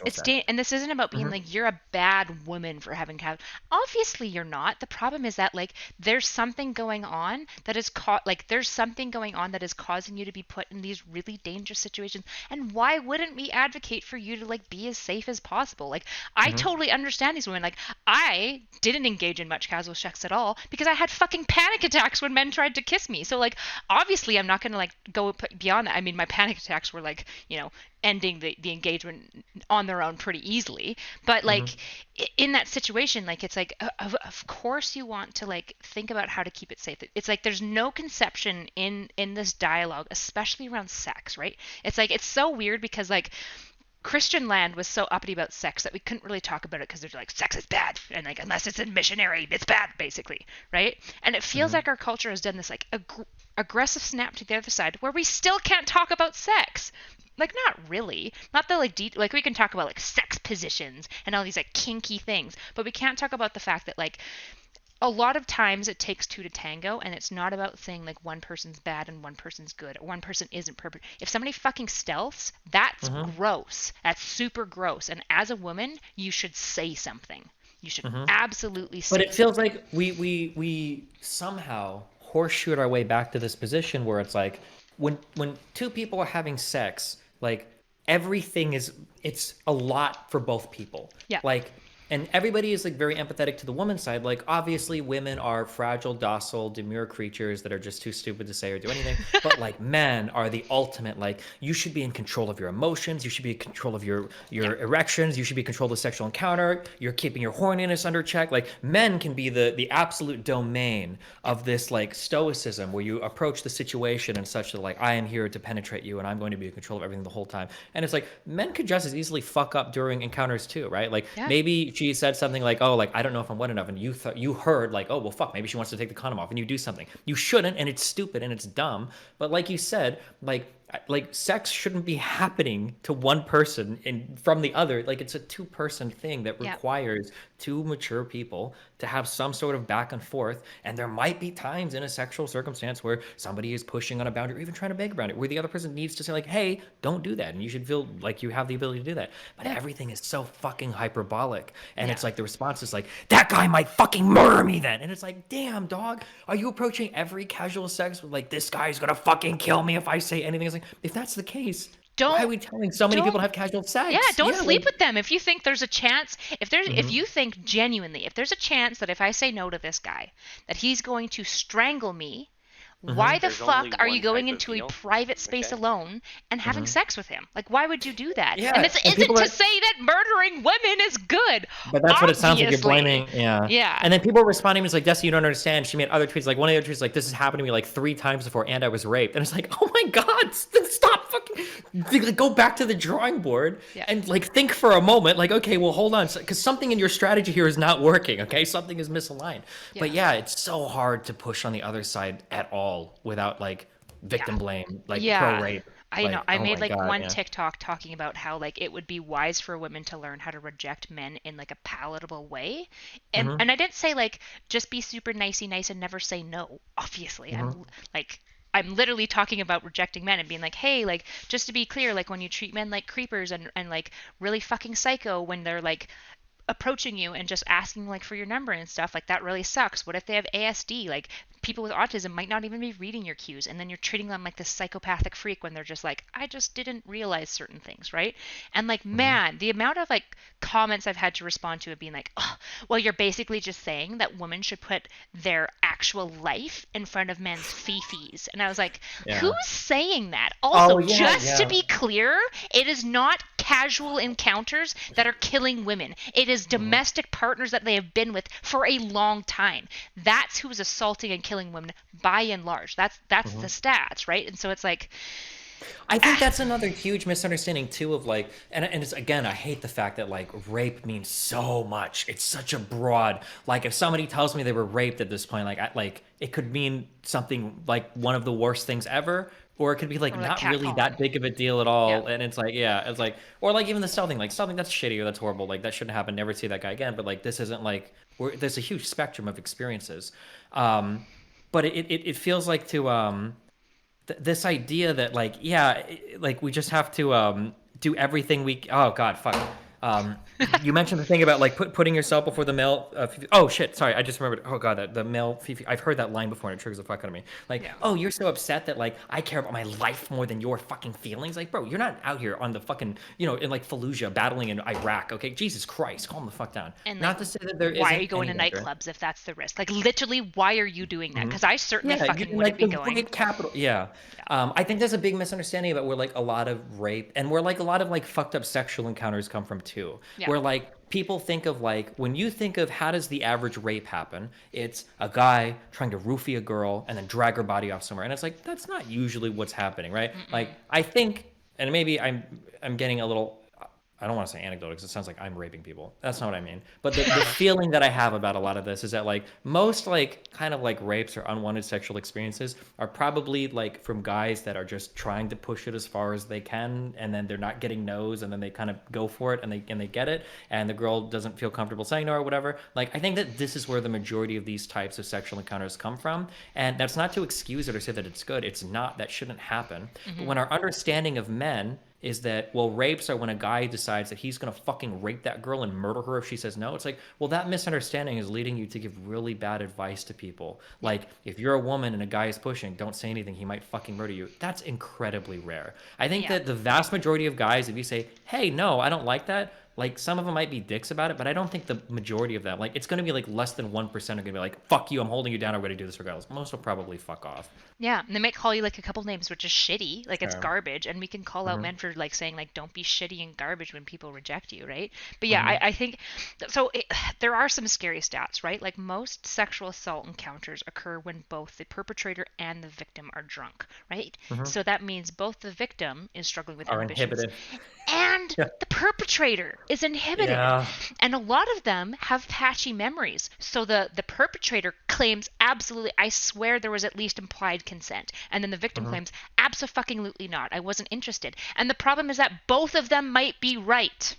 Right? That's the issue. That's the issue we're running into, which is why it's like maybe like I don't actually believe this, but it's like maybe the Puritans have it right. Like maybe that's why we should just like save sex to like very, very intimate long-term relationships, because it at least reduces like these types of specific issues, because this isn't to say that when somebody feels like they've been sexually assaulted, right? That's regardless of what happened, that is a very distressing thing, right? But the problem is that like the way that we go, like it's like this, it's like the pedophile conversation, right? It's like if we can contribute things that are going to reduce the likelihood of that, isn't that what we want? And if some of that is teaching women how to say no, or saying, hey, just so you know, not saying no is usually more dangerous than just like being passive and not knowing what to do. It's very unlikely that he's going to attack you, right?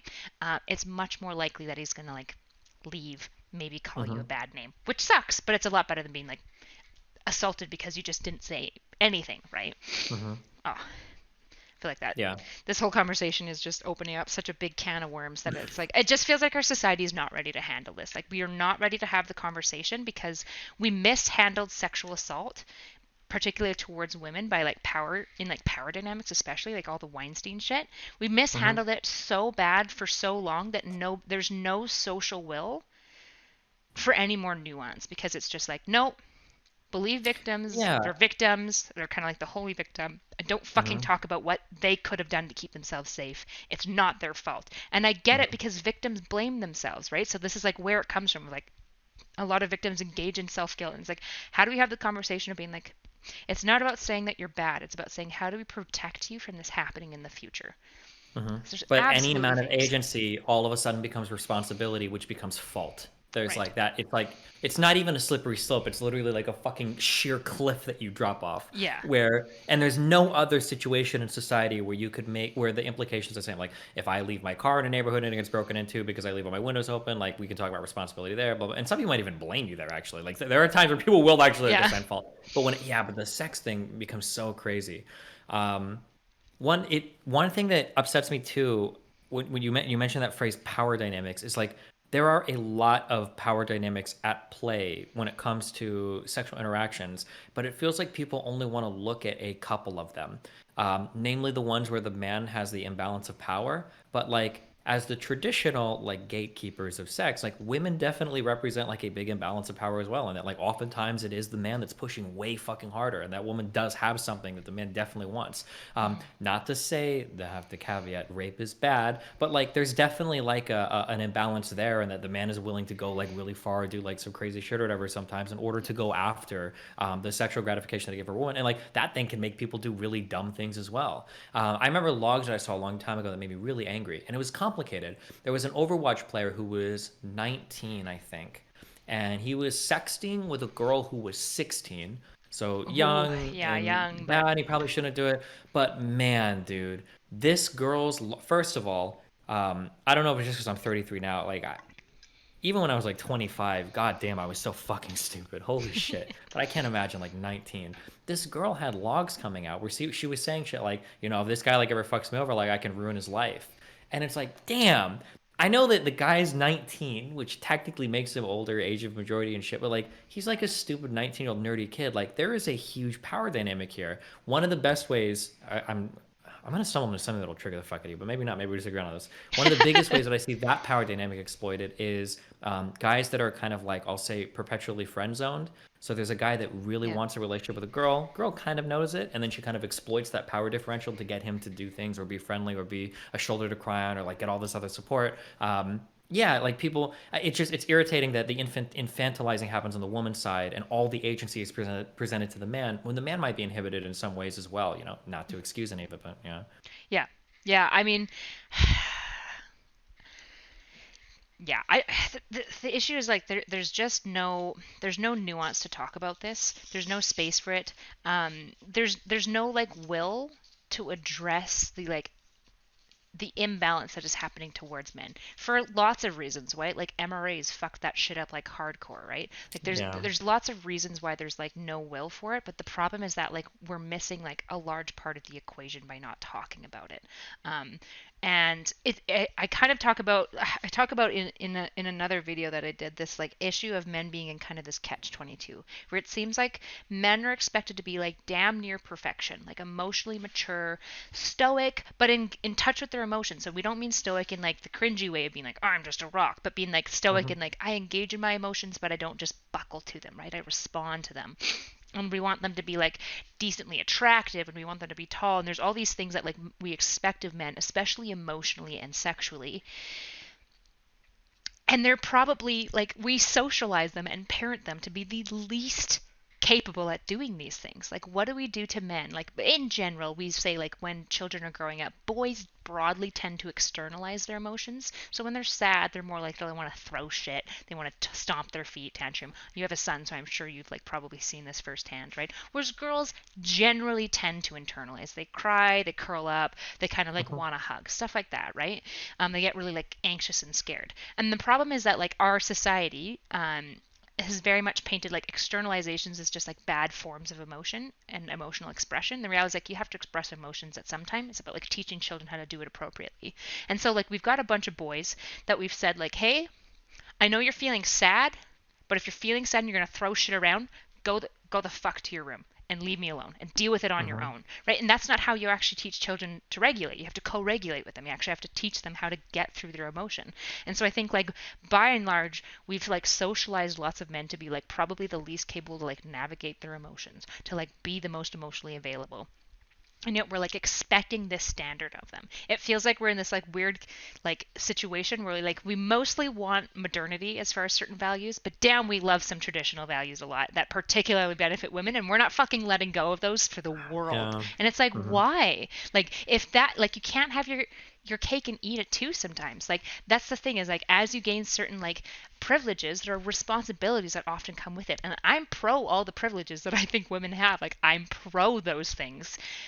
But with that comes like you have to be a capable adult. Like you have to engage as an emotional being. You have to take responsibility for your own feelings. You have to voice what your needs are. You have to voice what your boundaries are. And it just feels like there's no space in this conversation, because then you're just like a pick me or a victim blamer or like whatever else they're gonna throw at you. So would you agree then that society sometimes seems to treat women like retarded children? I will never agree to that statement. Okay, just checking. I was just quoting something on Twitter now. Those aren't my words, but Yeah, he sounds like an agitator. maybe. I don't know if you've had a lot of experience in public speaking, or A like lot. speaking on a public platform, I should say. No, public speaking, lots. Yeah, what you mentioned about MRAs, it's so annoying to have arguments on either side of this, because like, man, people want to take what you say. Like if I ever tweet shit out like, man, women need to have more agency in sexual encounters or whatever, like the types of people that are agreeing with you are saying shit like, yeah, like women go out in mini skirts and expect men not to rape them. Like, how stupid are you? And it's like, okay, hold on, that's not what the fuck I'm talking about. Like, Jesus Christ, Right. Yeah, it's like everybody's, yeah, fuck. It's It like feels this- like all of the conversation around consent is literally just like, we need to figure out how many different ways we can say men shouldn't rape women, and that's basically the extent of like the conversation that you can And have. like That's all we love enthusiastic consent, but what's enthusiastic enough? We'll never know, because we don't want to victim blame somebody by saying they weren't quite enthusiastic enough, Yeah. Yeah, it's really cringe. We just have like dog shit takes when it comes to sex, which is why like when people are like, man, like these silly like religious groups, they're so like repressed on sex. I'm like, I mean, I don't know if we're doing it much better. Like it doesn't seem to be the case that we're having much more like intelligent conversations around sex. And it's just frustrating, because it means that like people are just going to continue to get hurt on both sides for like forever and ever, until somebody's willing to actually like talk about it. And and it's this optics game of being like, I don't want to be like lumped in with MRIs. I disagree with them, right? I think like people who try to like argue that like I think pickup artists are super slimy, right? They're like this is how you get a woman. Like it's super creepy and rapey and it's very like pushy. But then I hear women be like, oh, this man didn't like pursue me hard enough, so that's why I said no to him, right? And it's like, okay, well, like what's the narrative that we want to talk about? Probably women need to be calling out other women for saying dumb shit like he didn't pursue me hard enough. Because I'm like, just so you know, you were telling men, be a little bit more rapey with me, right? Be a little bit more like aggressive and don't really take my boundaries seriously, which is a terrible thing to tell young men to do. Yeah, this is kind of like what I said. Like I've said this in the past, that like you shouldn't really be surprised that like every now and then a guy rapes a woman, when the onus is on the man to push at every part of the interaction. At some point, people are going to push too much. This is a numbers game. It's going to happen. Yeah. The idea that you have to eternally be the one leading into the interaction to move it forward or to escalate it to the next step, but you also have to be perfectly in tune enough to be aware that the child that you're interacting with, who is incapable of voicing any contention or saying anything or asserting any boundary or whatever, that person, you have to be aware of all of that. It's like, it's impossible. Like people are going to fuck up over and over and over again. Like that is not a recipe for success. No. When you're in those types of situations. Another thing that frustrates me a lot too in regards to these conversations is people are always quick to throw out the baby with the bathwater. So we've talked a lot about Peterson, where I say that like Peterson gives pretty good takes on psychology. Anything he says about politics is cringe. People will see him say anything, and immediately, because it's Jordan Peterson, they'll just throw all of it out immediately. Like, oh, fuck you, you're totally wrong about everything. Fuck you. And it's like, well, hold on. Like, is he wrong about everything? This happens a lot with like, I'll say pickup artist stuff, where pickup artists will give certain advice, and people on the left are like very quick to say, oh no, that's bullshit. That's not. Hold the fuck on. A lot of this shit works really well. Yes. So we need to take a step back, because when you start saying shit like, oh, like women don't just want a guy that's tall, handsome, and has a lot of money. That's bullshit. Like, excuse me. Every motherfucker can look around and like see the world as it is. Like that's come on. Like let's be honest about what's going on, you know? Yeah. And I noticed that like you have to meet some of these people on descriptive grounds. Like a pickup artist is going to say some things that are like just correct, and like their analysis of some things is correct, or rather an observation will be correct, but the analysis will just be super fucked, and everything downstream of it will be super fucked. But you have to like at least be willing to concede at the beginning, like, okay, there are some things that women value, there are some things that men value, right? Like, and we need to be able to have a conversation around these things, because when we pretend that they don't exist, and then you tell everybody it, like to come up into a when we talk about creating a society and a conservative or libertarian says, I want to create a colorblind society, everybody immediately says, hold on, there are very real racial inequities that exist in society that we need to address. Right. But when it comes to like things like sex or consent or gender stuff, all of a sudden we want to be genderless. We want to pretend like there's no difference between men and women and we need to treat everybody the same. But that's not the case. Like there are so many differences, whether biological or environmental, they exist. And when you ignore them, like everybody is set up to be like the ultimate fucking failure or rapist or rape victim or whatever. Yeah, and I would argue, like, to be honest, like this is kind of the bone that I have with feminism is that like a lot of time it feels like radical feminists are like trying to outline this like archetype of what like the modern ideal woman should look like, and the reality is it doesn't actually meet what a lot of women actually want and are like happy with. There's only one type of and so we get like these these people who like can't be honest about what they want or what they need because they need to appeal to like what broader society says that they should want and need, which isn't actually what they want and need, right? Like there are some girls who I think like genuinely and men who would be happy with a very traditional relationship and they would be like content with that, and that's fine. Like that's fucking fine. Yeah, I don't know where I was going with that. Sorry, I like started talking and then I lost it. Oh, the pickup artist. Yes, right. When I said like pickup artists are super cringe, it's because they're like kind of rapey and the way they approach everything is being like, how many notches can I get?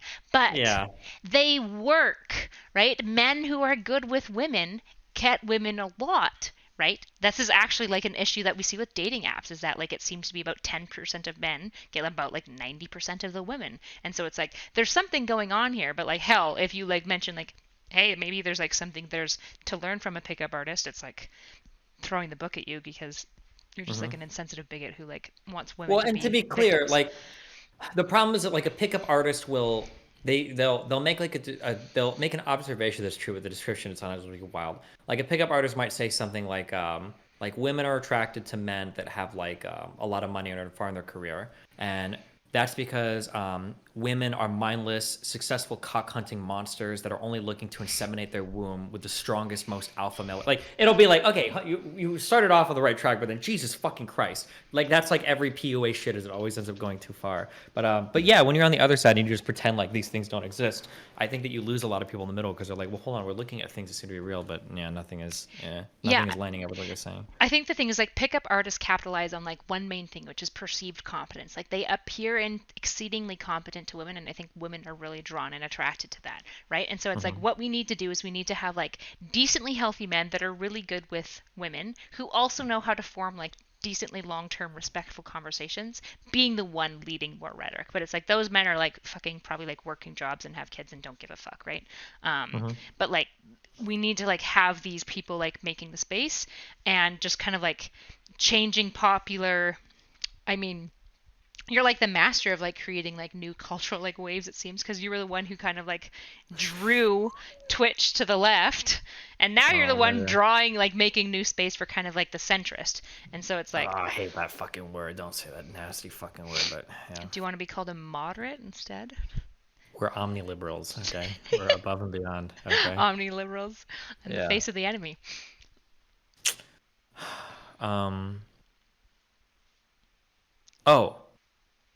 Final point. When the fuck are you getting a real microphone? Holy shit. Do you know who Tyler 1 is? That's the mic you're using right now. I know. It's so bad, hey? Everyone's like, it sounds great. And I was like, no, it doesn't. It sounds terrible. It's ordered. I just need to drive into the city. But I haven't been paid in 2 months by my work. So I am trying to get paid so I can buy gas and then drive into the city and pick it up. I mean, to be honest, let's be honest. That's a cop-out. I have like a credit card, so I could put it on my card. It's just, I've had other priorities. Okay. Well, I think that's about all I got. Okay.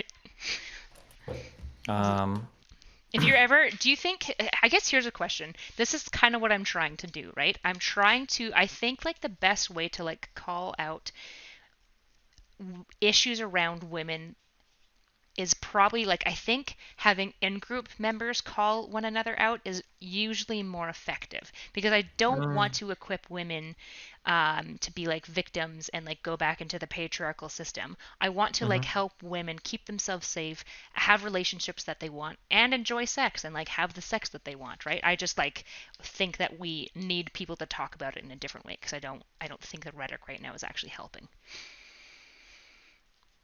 I agree. Yeah, it's fucked. But you don't think like a female calling out other women for certain things is going to help because I'll You just get you slapped used with that it. word earlier, right? The pick me thing. So Yeah. it's always hard, like, because it's so hard because you can be tokenized so easily as well, right? Like, Yep. are you going to be the brave woman that calls out other women for unhealthy standards, or are you going to be the new, the woman version of Milo Yiannopoulos or Candace Owens, or now you're the new token figure of like, oh, this woman is base, she shits on other women and realizes that they're the problem. It's like it's exhaustingly stupid. Yeah. Yeah, it's frustrating, and I try to do my best to like have that balance rhetoric.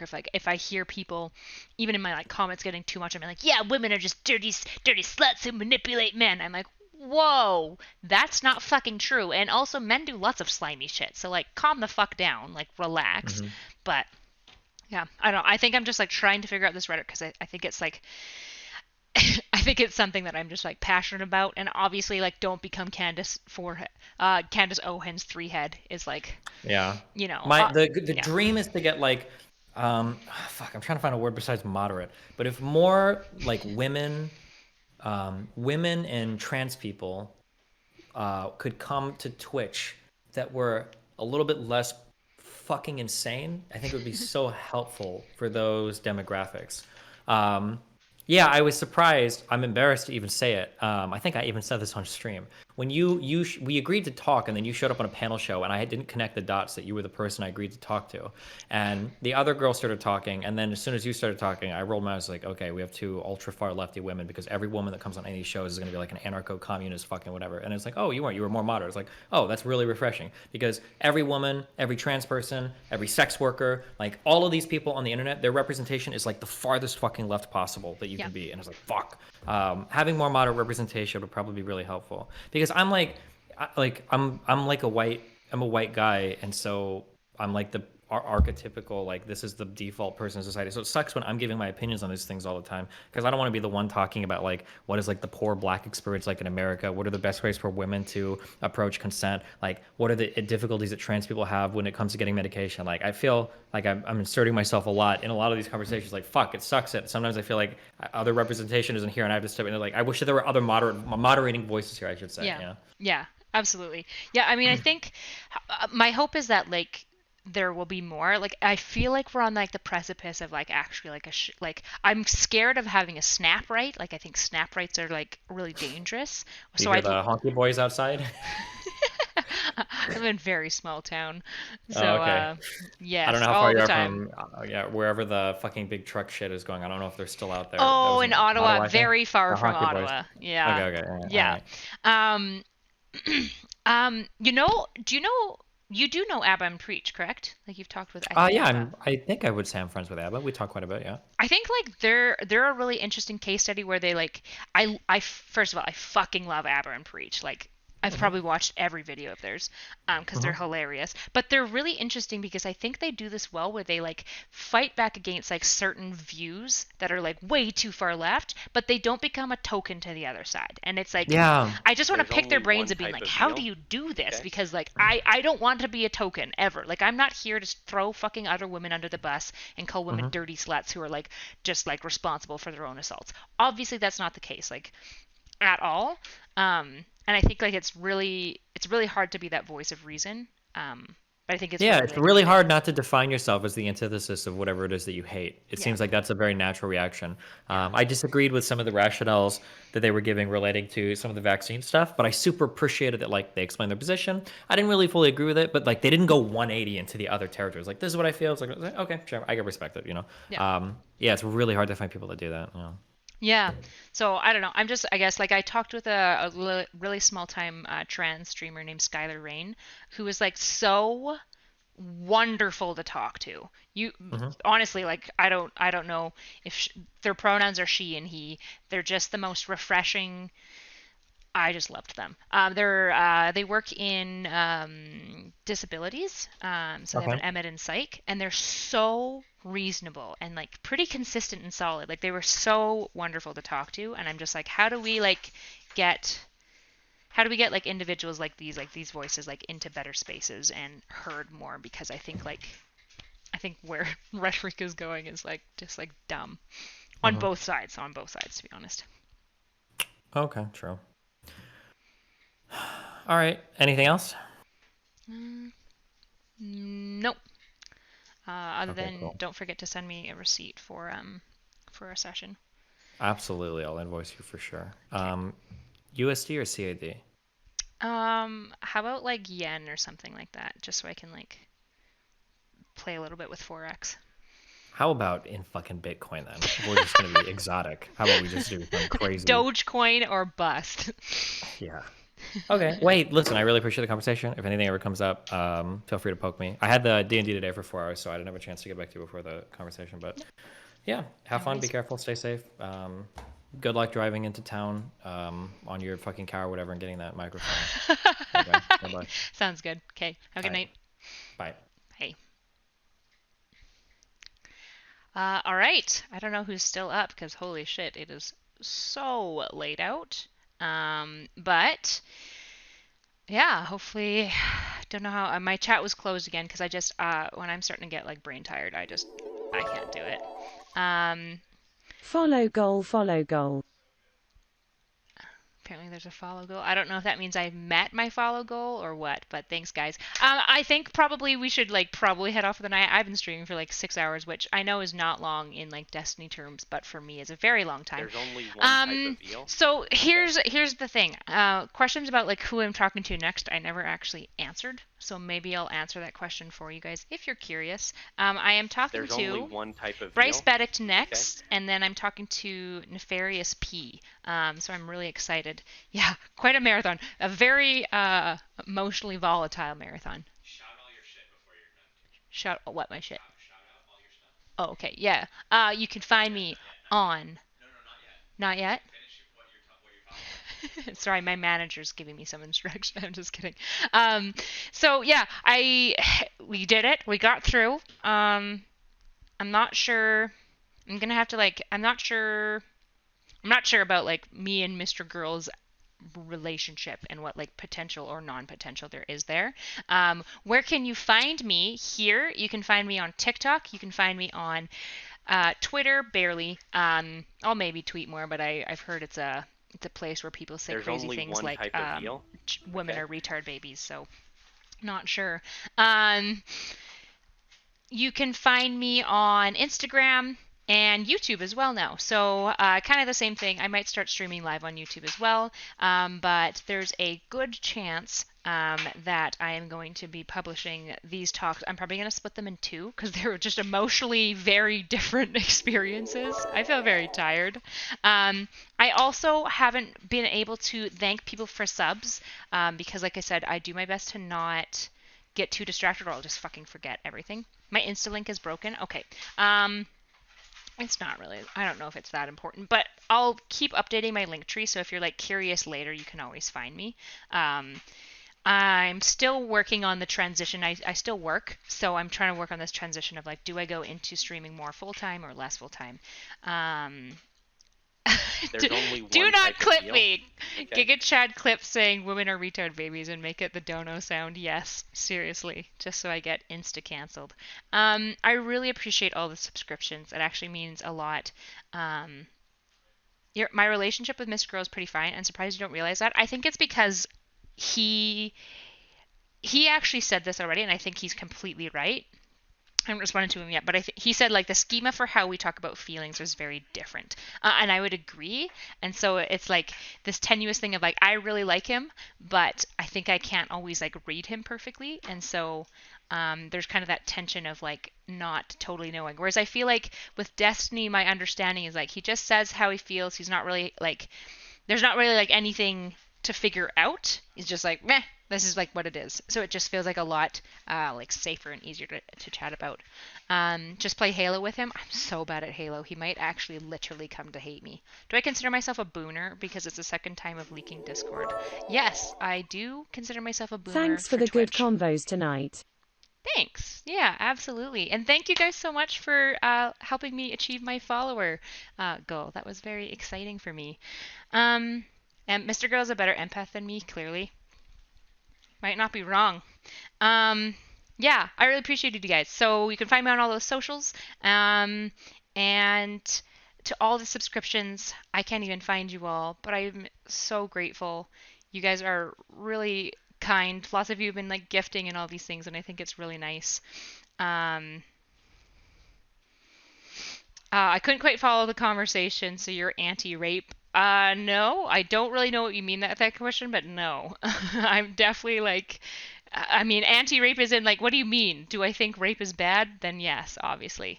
Okay, but what about Boss Baby? That's what I've been waiting for. I don't know why you think this fucking demonic shit over here is Boss Baby. I don't know what this is, but it's horrifying.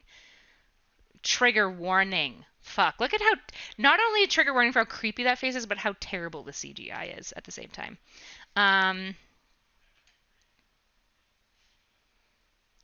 We wanted to start a raid.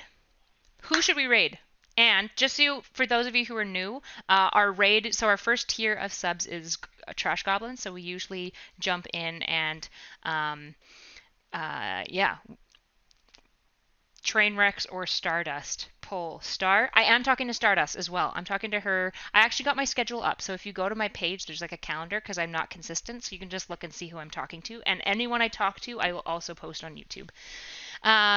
Don't ever raid train. I am for sure going to raid train. The least I could do is be benevolent and kind and loving and a nice. I'm flying too close to the sun. It's because I'm tanned. This combo is actually really nice. Thanks for making my long work make way less terrible. You're welcome. This combo with Destiny or both of the combos? Okay, so when we attack somebody, our train word is Trash Goblins. That's how we attack people. Thank you again for all the bits and everything. You guys are super kind. Thank you. I'm very tired. I don't know if he's doing it. Going now. Okay. Good night, everyone.